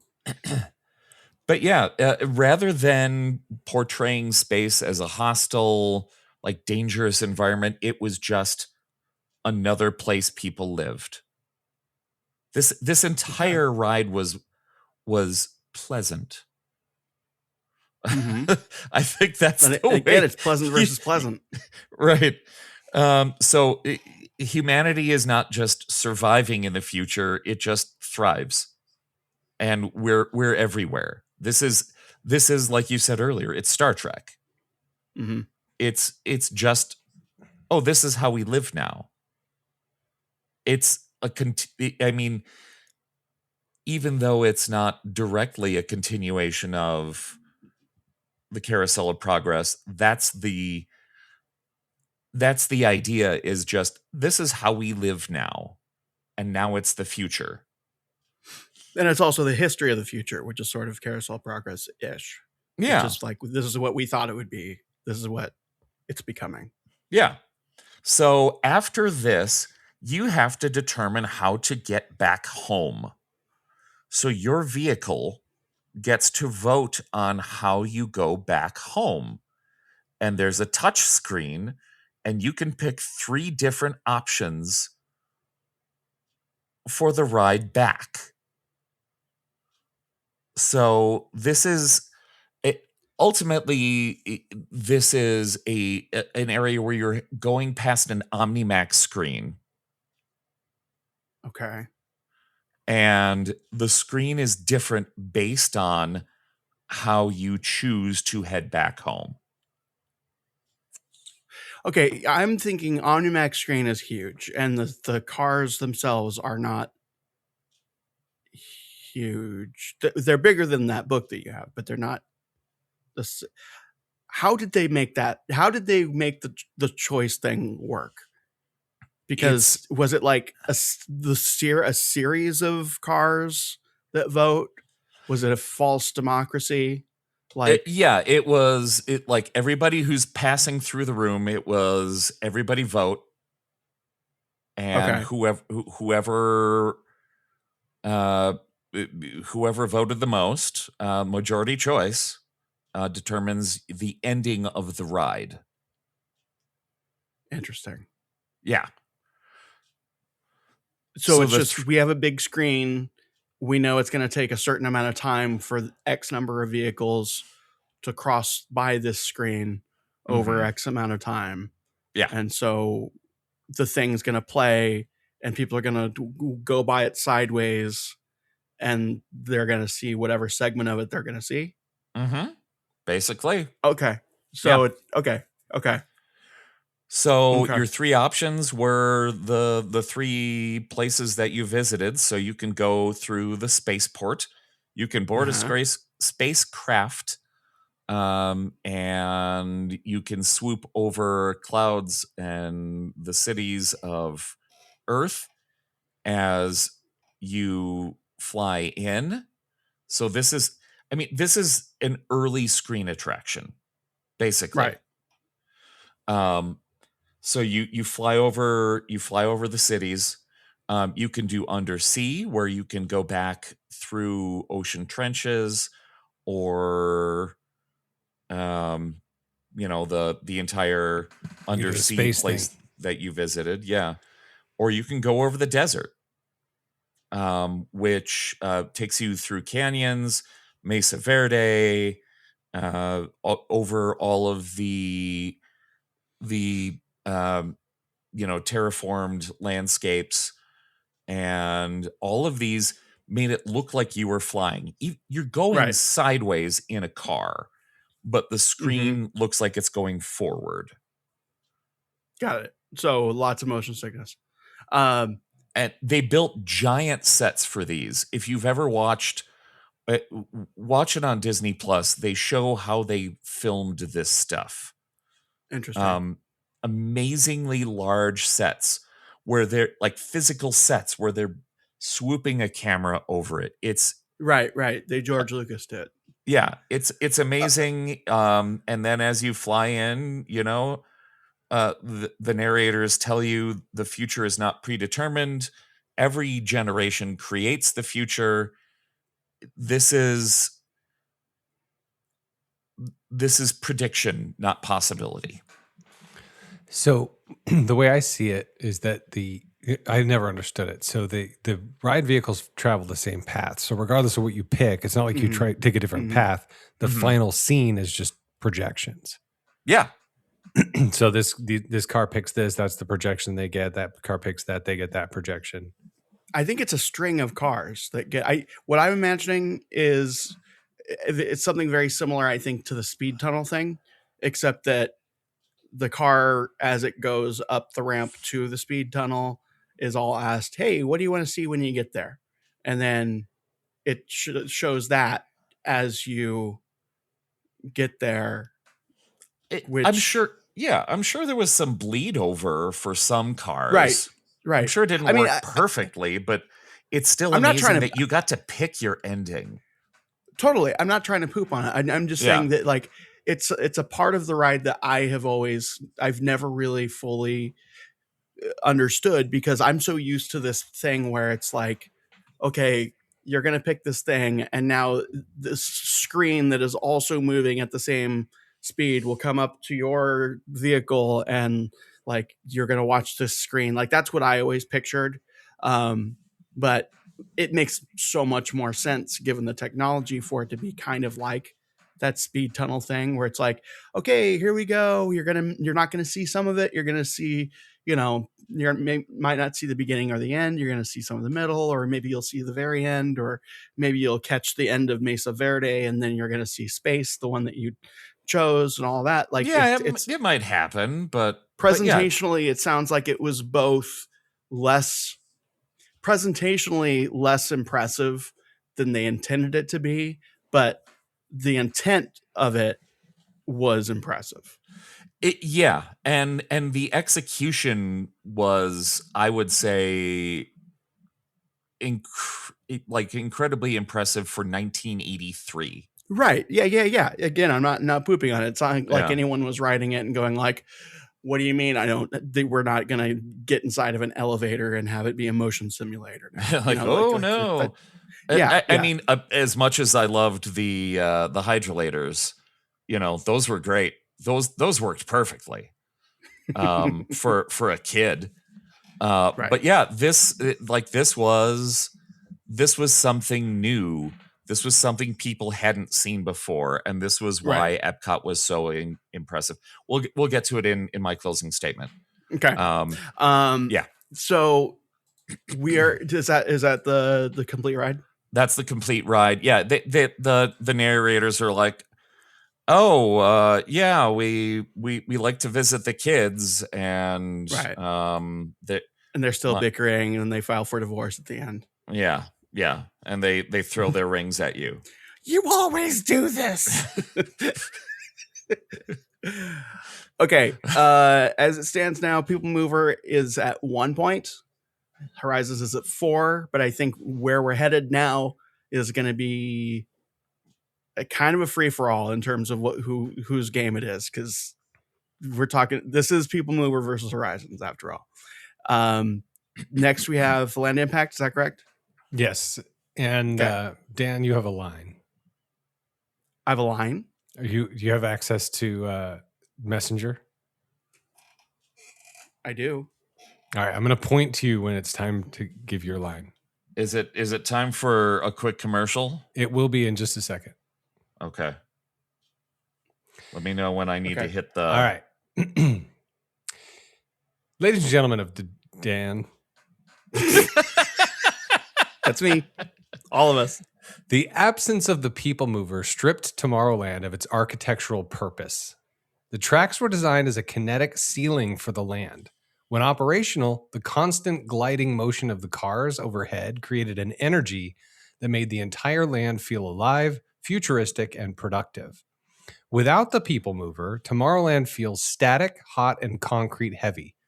The empty, dead tracks serve as a visual scar across the land, constantly reminding guests of what used to be. The Peoplemover successfully distributed crowds by absorbing thousands of guests out of the walkways, instantly relieving ground level congestion. Now, let's take a quick break. Your attention, please. All right, welcome back to the Supreme Resort. Welcome back to the Supreme Resort, the podcast where we put Disney history on trial. Today, we are diving deep into the structural crime. Hey, sorry, I didn't interrupt you. Today, we are diving deep into the structural crime scene that is Disneyland's Tomorrowland track. Dan. Oh, you mean the giant concrete scar baking in the Anaheim sun? Exactly. To truly understand why we need a modern fix, we have to look at the absolute disaster that killed it, the Rocket Rods, 1998. Disaster is an understatement. They basically tried to run a drag race on a bridge built for golf carts. You use ChatGPT for this one. Shh. It's weirder that I can tell the difference. I just had a lot of fun. No, try to that's go fine. with That's me. fine. The tragedy look, of the rocket rods wasn't just bad luck. It was a fundamental refusal to listen to physics and the Imagineers who built the park. When the 1998 new Tomorrowland was being developed under a severely restricted budget, management demanded a high-thrill attraction but refused to fund a new track structure.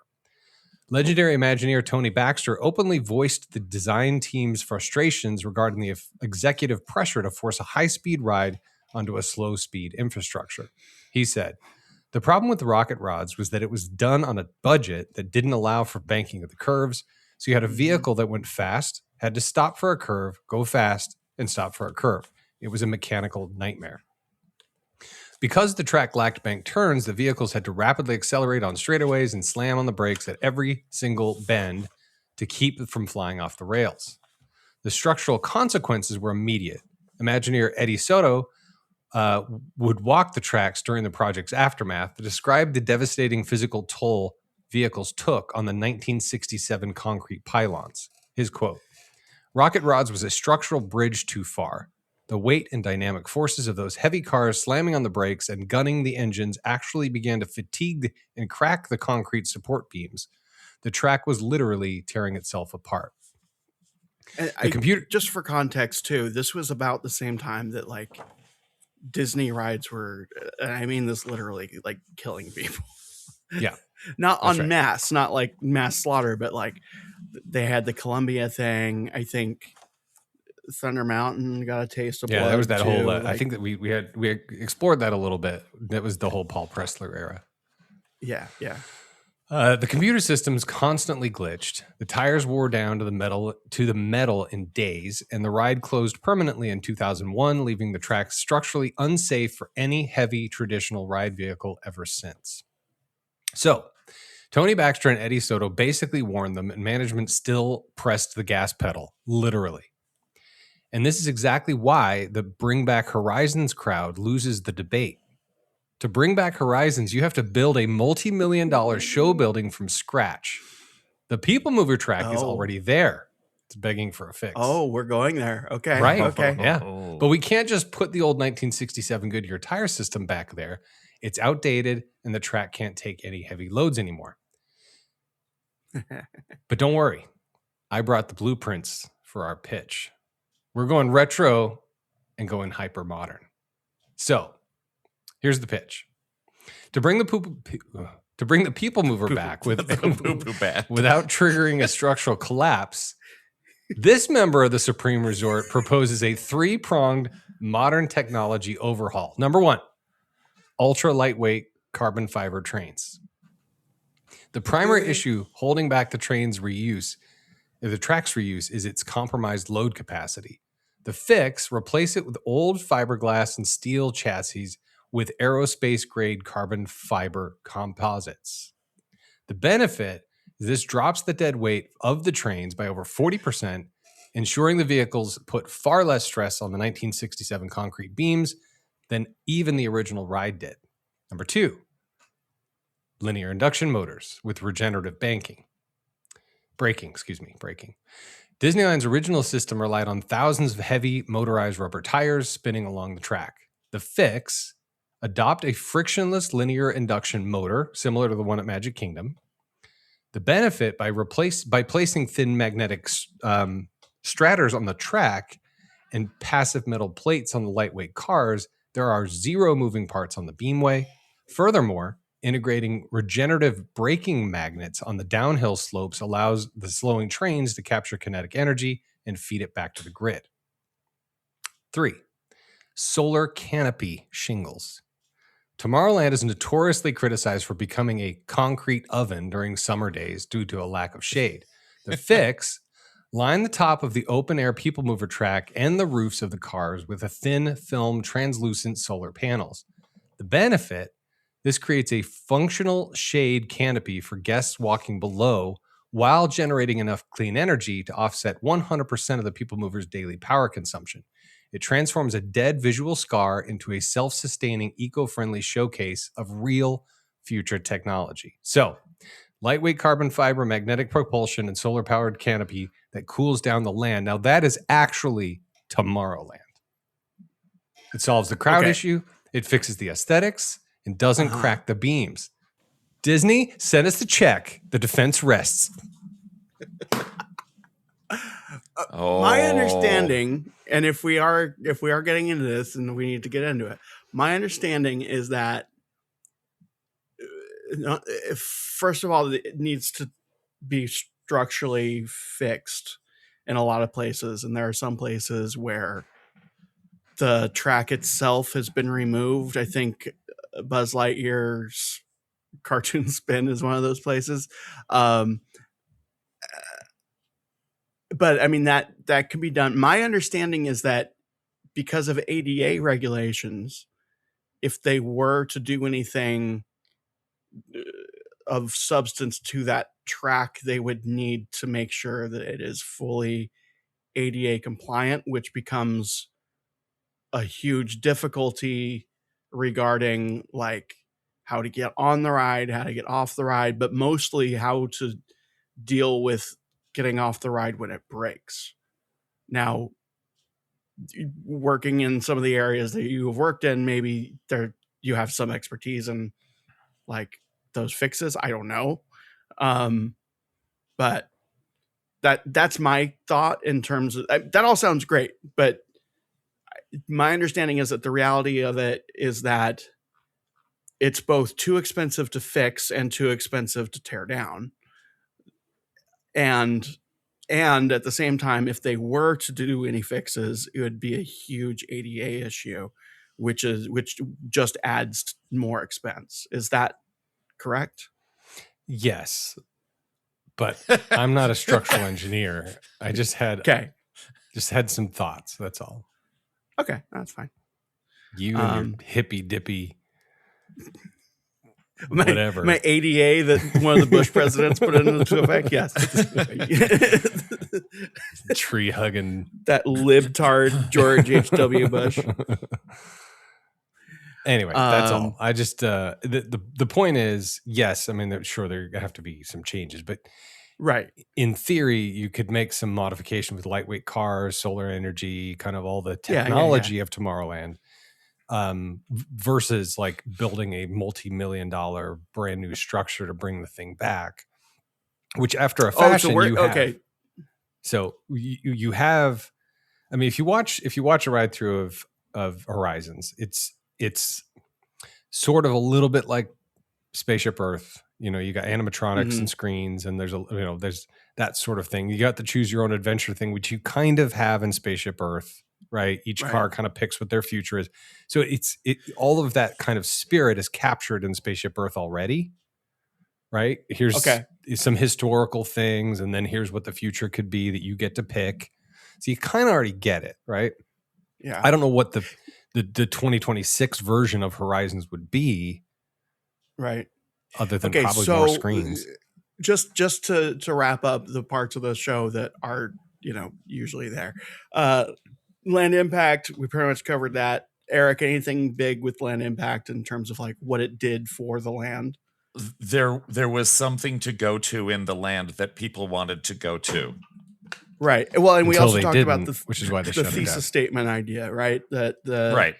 I'll get to my vision here, but yeah, like so. What I want to do is there's nothing I want to get you there other than Space 220 right now. Okay. What I'm trying to get to is a place. What I'm trying to get to is a place where we wrap up all the stuff that you have prepared, but we also have some chance to like duke it out a little bit, because it's still an open question to me as to which is the biggest tragedy. And Eric, you have an out in about 40 minutes, if I'm looking at the clock correctly. Oh gosh. This is a long but episode. I'm a teacher, so I can do the time management part. Okay. Is there anything left in your notes that you feel like you really need to get out there before we get to duking it out? Horizons was a different sort of attraction It contained none of the Disney tropes. Mhm. There were no villains, no disasters, no conflict, no mission. It did not break down halfway through and, oh no, we have to take care of this. There was no Yeah. race against time, no emergency. But that's sort The- of all of Epcot, right? At the time? yeah, but that was Epcot. Science, Right. cooperation, exploration, humanity. It's optimism.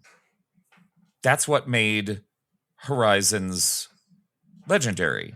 It wasn't a ride about the future. It was a ride about hope. Yeah, it was it. Oh, Jimmy. It was it felt different. It Yeah. was Felt. well, yeah, it felt different. That's why it should come back.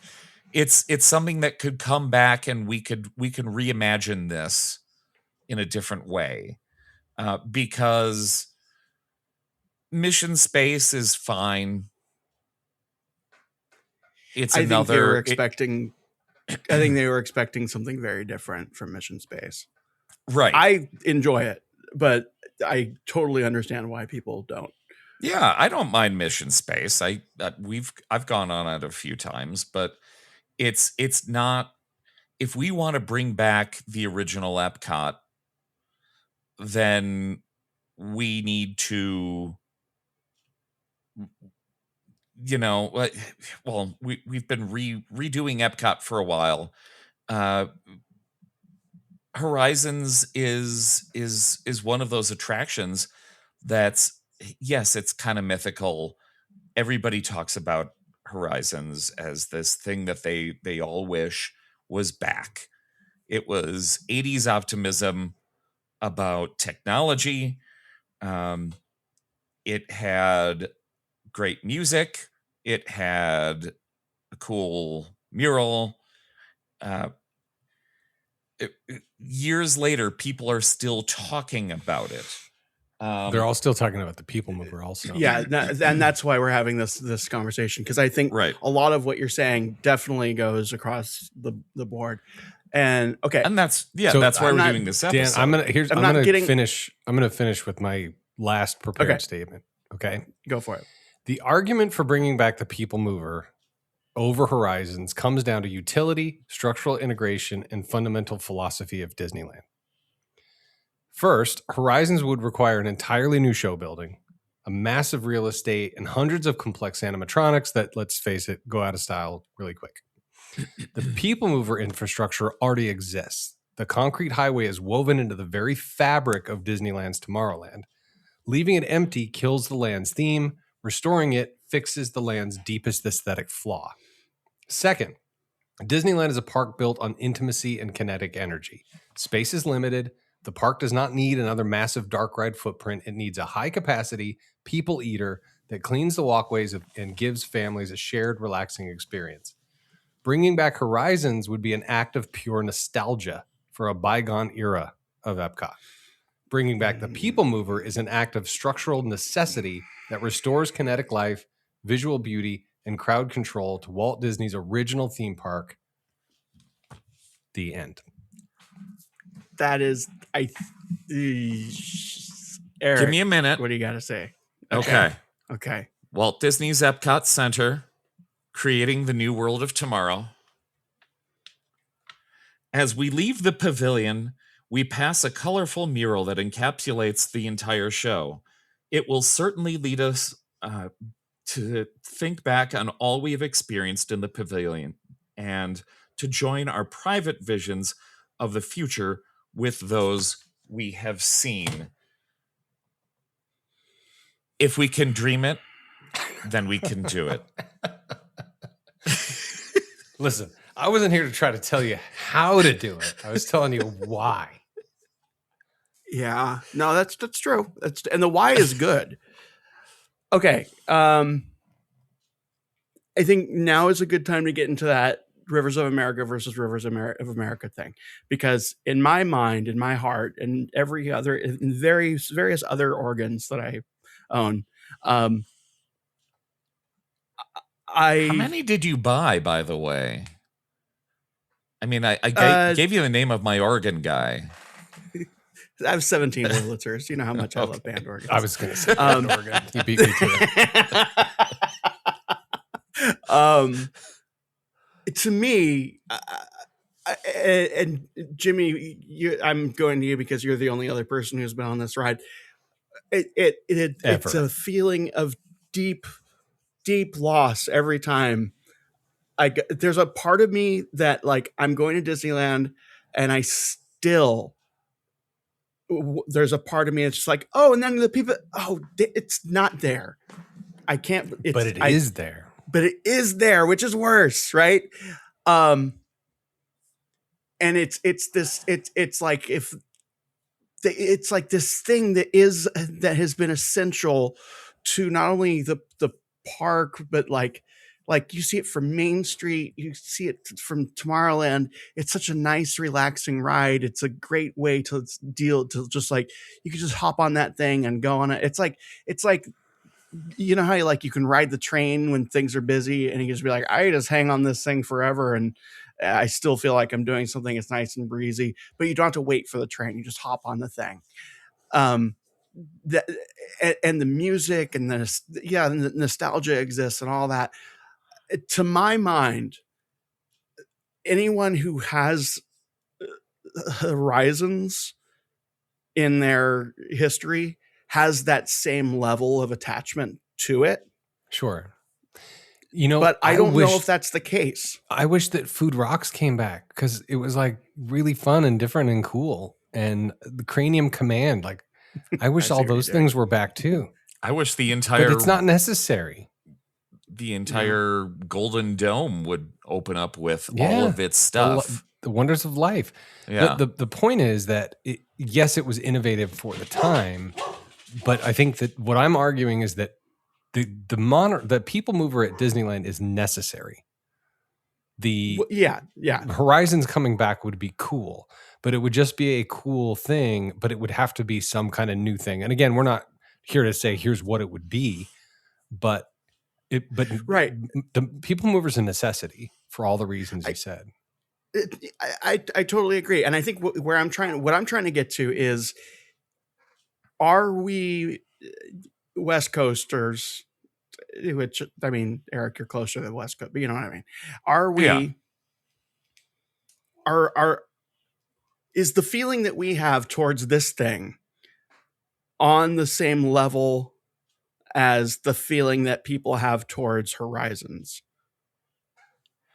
In other words, is this a closing of the Rivers of America situation, where everyone's like, well, I'm going to miss it, but can't wait to ride the Cars ride? I mean, I think so. I'm not going to answer on his behalf, but I'm just going to interject that yes, there's of course a contingency of people who want that back. Same people who want this version of that back and whatever. But I think the biggest point is, if you got rid of the Peoplemover track, then people wouldn't be as nostalgic for it. It's just that constant reminder. It's the necessity. I think that's a fair point. The necessity, because it's in your face and all the other things that I'd mentioned. What the heck's that thing? Yeah. What ride is that? Either get rid of it or do whatever. I don't know. I don't know the how, but yeah, it's just we don't have to come up with that. But I think operationally, what you mentioned, that is also worth mentioning. However, that could end up becoming a Disneyland size thing, where that's like, okay, yeah, well, they do need more people eaters, but that is probably more to do with the size of the place than more reason why you do it. Right. What I'm trying to get at is just, is the yearning for Horizons on par for what we feel for the Peoplemover, as far as we can tell? Have you been over to Mission Space? I have. You've been on Mission Space. On the big boy side. Do you know? I mean, like, that entire section of the park even though there is an attraction there, still feels as barren. Okay. Yes, you could go on an attraction. Yes, there's a restaurant there. I maintain that entire section of Epcot is a wasteland, and putting in something like a Horizons that embodies the spirit of the park, that embodies the spirit of Walt Disney, that is a spiritual successor to an iconic attraction, that is an iconic attraction, Mm-hmm. would bring people over there again and make it Would feel it bring- less like a barren wasteland. Would it bring new people? Would it bring new people? I think people look at Mission Space and they go, oh, I heard that's the one that makes people sick. Right. I have so I think we can probably be a little bit more analytical about this. Yeah. Google the number of YouTube videos and speculations about or calls for the return of Horizons, and do the same thing about the Peoplemover at Disneyland and see what is a bigger fan want, need, whatever. I think, again, that the yearning for Horizons is a yearning for original Epcot, which is gone. Yearning That's for fair. the Peoplemover is to get back the capacity, the ride, Mhm. all the experience. The kinetic energy All that the is things that I happening over mentioned. you.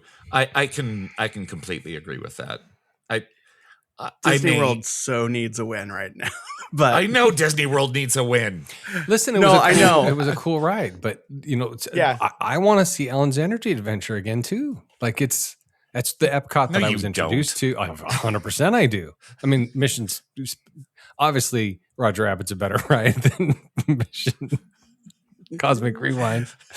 Oh wait, it was. But I mean, it's like either Epcot it's just not what it used to be. But Disneyland's Tomorrowland is the same thing. It's the same thing, missing this thing that's in your face. Yeah. It's an essential. It's a part of the necessity. design. It's not wouldn't be great if. Okay. It needs Listener, to I go or promise- it needs to come back. Exactly, 100%. Okay, listener, I'm gonna let you in on something here. Yes, we did go into this with me not knowing at all which direction I would go in, and there was a part of me that thought Disney World needs a win. There's a strong likelihood that this one could win because Horizons. I'm not joking here. I still have dreams occasionally where it's like, oh, I get to ride Horizons. It's like that thing that like you never that thing that you knew existed but you never got to see. And the fact that there are pictures and all that make it even more of a yearning thing. It's like a nostalgia for something that I have never experienced. There are great videos out there. Having said that, and I'm sure like the ride was good and interesting and fantastic, but it's not the same as the feeling of riding the Peoplemover. And at the same time, we didn't discuss this beforehand. We didn't say, haha, let's have this tricksy thing where it's looking like Horizons is going to win, and then we rug pull and Peoplemover. But functionally, in capacity and just land design concept wise, I don't know how I can't give it to Peoplemover. Yeah. Prepare for the game grid of Tron. I think it's unnecessary, ironic. and I'm not trying to rub anything in or whatever. It's just to answer your question. I'm just thinking through this logically. Survey 100 people, Uh-huh. random people at Disney World, specifically Epcot. survey 100 people and ask them if they should return Horizons. 90 of them will say, what? Who, what now?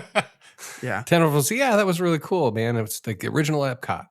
And do the same survey of 100 people at Disneyland, it'll be the inverse. It'd be 90% would say, yes, absolutely. The other 10 would be like, Yeah, because it's staring you in the face. Exactly. It's saying 100%. It's a different argument if the Peoplemover track is completely gone, usable or not. If it's not there anymore, it's a different argument. Right. And maybe, yeah. And I think that's where I kind of found myself getting there a little bit, was when I asked if they were to open a new version or reopen Horizons, would it get new people in there? Immediately, the thought I had right afterwards was, well, if someone went to Disneyland and they had never been there before, they would see the thing on the track and they'd be like, where do I get on that? Exactly. Okay. Well, I mean, I agree with you. Yeah. As I'm going through this, I'm like, Horizons is gonna lose. And I think I did want Horizons we all did. to win. Fairly, honestly. Because you know what? Peoplemover's not there because nobody rode that either. You're like, there's a reason it's not there. But it's still there. Right. But that also that also gets to another thing that we don't really have time to explore fully. But it's like, okay, is the sign of success that there's always a line? I mean, if they have these super high capacity things, both of them are high capacity though.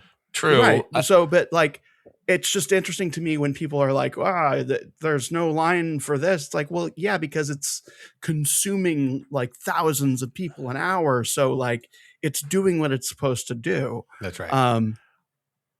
Anyway. I mean, and the difference is you couldn't, sorry, Eric, the difference between, how Disney controls lines now is you just take capacity out. Like you take boats off Pirates and there's a 30-minute wait. You add the boats back in, the wait goes down. You couldn't do that with the Peoplemover. I mean, you could, but you're not going to do that with the Peoplemover or Horizons. Like the capacity is the capacity, right? Yeah. What I was going to say is the hope for Horizons was they're redoing Carousel of Progress. That's right. So that gives you hope that, I mean, that's a great argument. It would be more than $60 million to completely redo Mission Space. So it's not going to happen. And I think also if the current leadership, and I know we're like 3 days in. If it's going to happen, this is the leadership that's going to make it happen. Well, right. But what I was going to say is that if the current leadership were in charge at that time, this thing's not closing. Maybe. I don't think it's closing. I think maybe we get Cosmic Rewind and it's like, okay, there's your red meat. World of Motion, Horizons staying the same. It's, the leadership that was in charge closed both of these attractions because they wanted more thrill. Yeah. I blame Breck Eisner. Oh, absolutely. Breck's like, close that dark ride and put a fast car in it. Well, that's what we got. I'm sorry / I'm not sorry. Want to say before we go, Eric has a podcast recording in 21 minutes. That podcast is called Ears Up. You can listen to it on all the things. The thing that you're listening to us right now on, you could listen to that show on that thing. You could? You could if you wanted to. Now I know how to find it. Eric and I also have a show called Bowie-splaining, and you're familiar with David Bowie and what that could be. I should post that today. Still haven't posted it. Well, that buys us time for recording. We also have Bantha Milk. Let's see. The Hub Crawl. We have, Hollywood Handbook is a good podcast that I listen to sometimes. Buena Vista Boys. Junipod. Basically, there's a lot going on. Before we go, I want to say happy 80th birthday to Jimmy, most intelligent, magnanimous and sexy president this country has ever known. Jimmy. You know the guy. My I don't know what to anniversary was say. yesterday. We've been Happy married for anniversary. 18 years. Yay. Yeah, happy anniversary. That's more fun. And concierge, they're not a sponsor, but you should still call 856-ARIERS if they had that phone number, which they don't anymore. So go to concierge.com. But call it anyway, see what happens. Yeah, that's right. Do either of you have anything else to say? Nope. Thank you, everybody. Thanks for listening. I'm going to be at Disneyland in December, maybe in October. Dan's has a big birthday. Oh, yeah. We're going to get together in We'll see. October. Yeah, meet and us then in also at some point, October. hopefully we can somehow figure out a way to do the final grand finale of Scraping the Vault. Yeah, that'd be great. We'll see. And Okay. the Hollywood Streets. Oh, that's right. Saga. We got to get May and Natalie. All right. Anyway, thanks for listening. Dan, until next time. Resort is adjourned. Fresh Bake.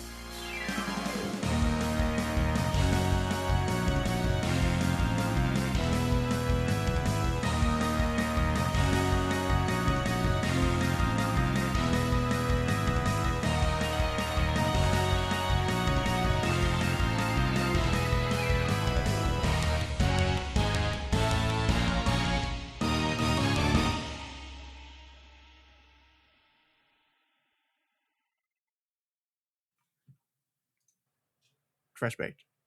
Be good to each other. Oh, that one too. See, Paul Giamatti was in Sideways, the movie about wine. He refused to drink Merlot.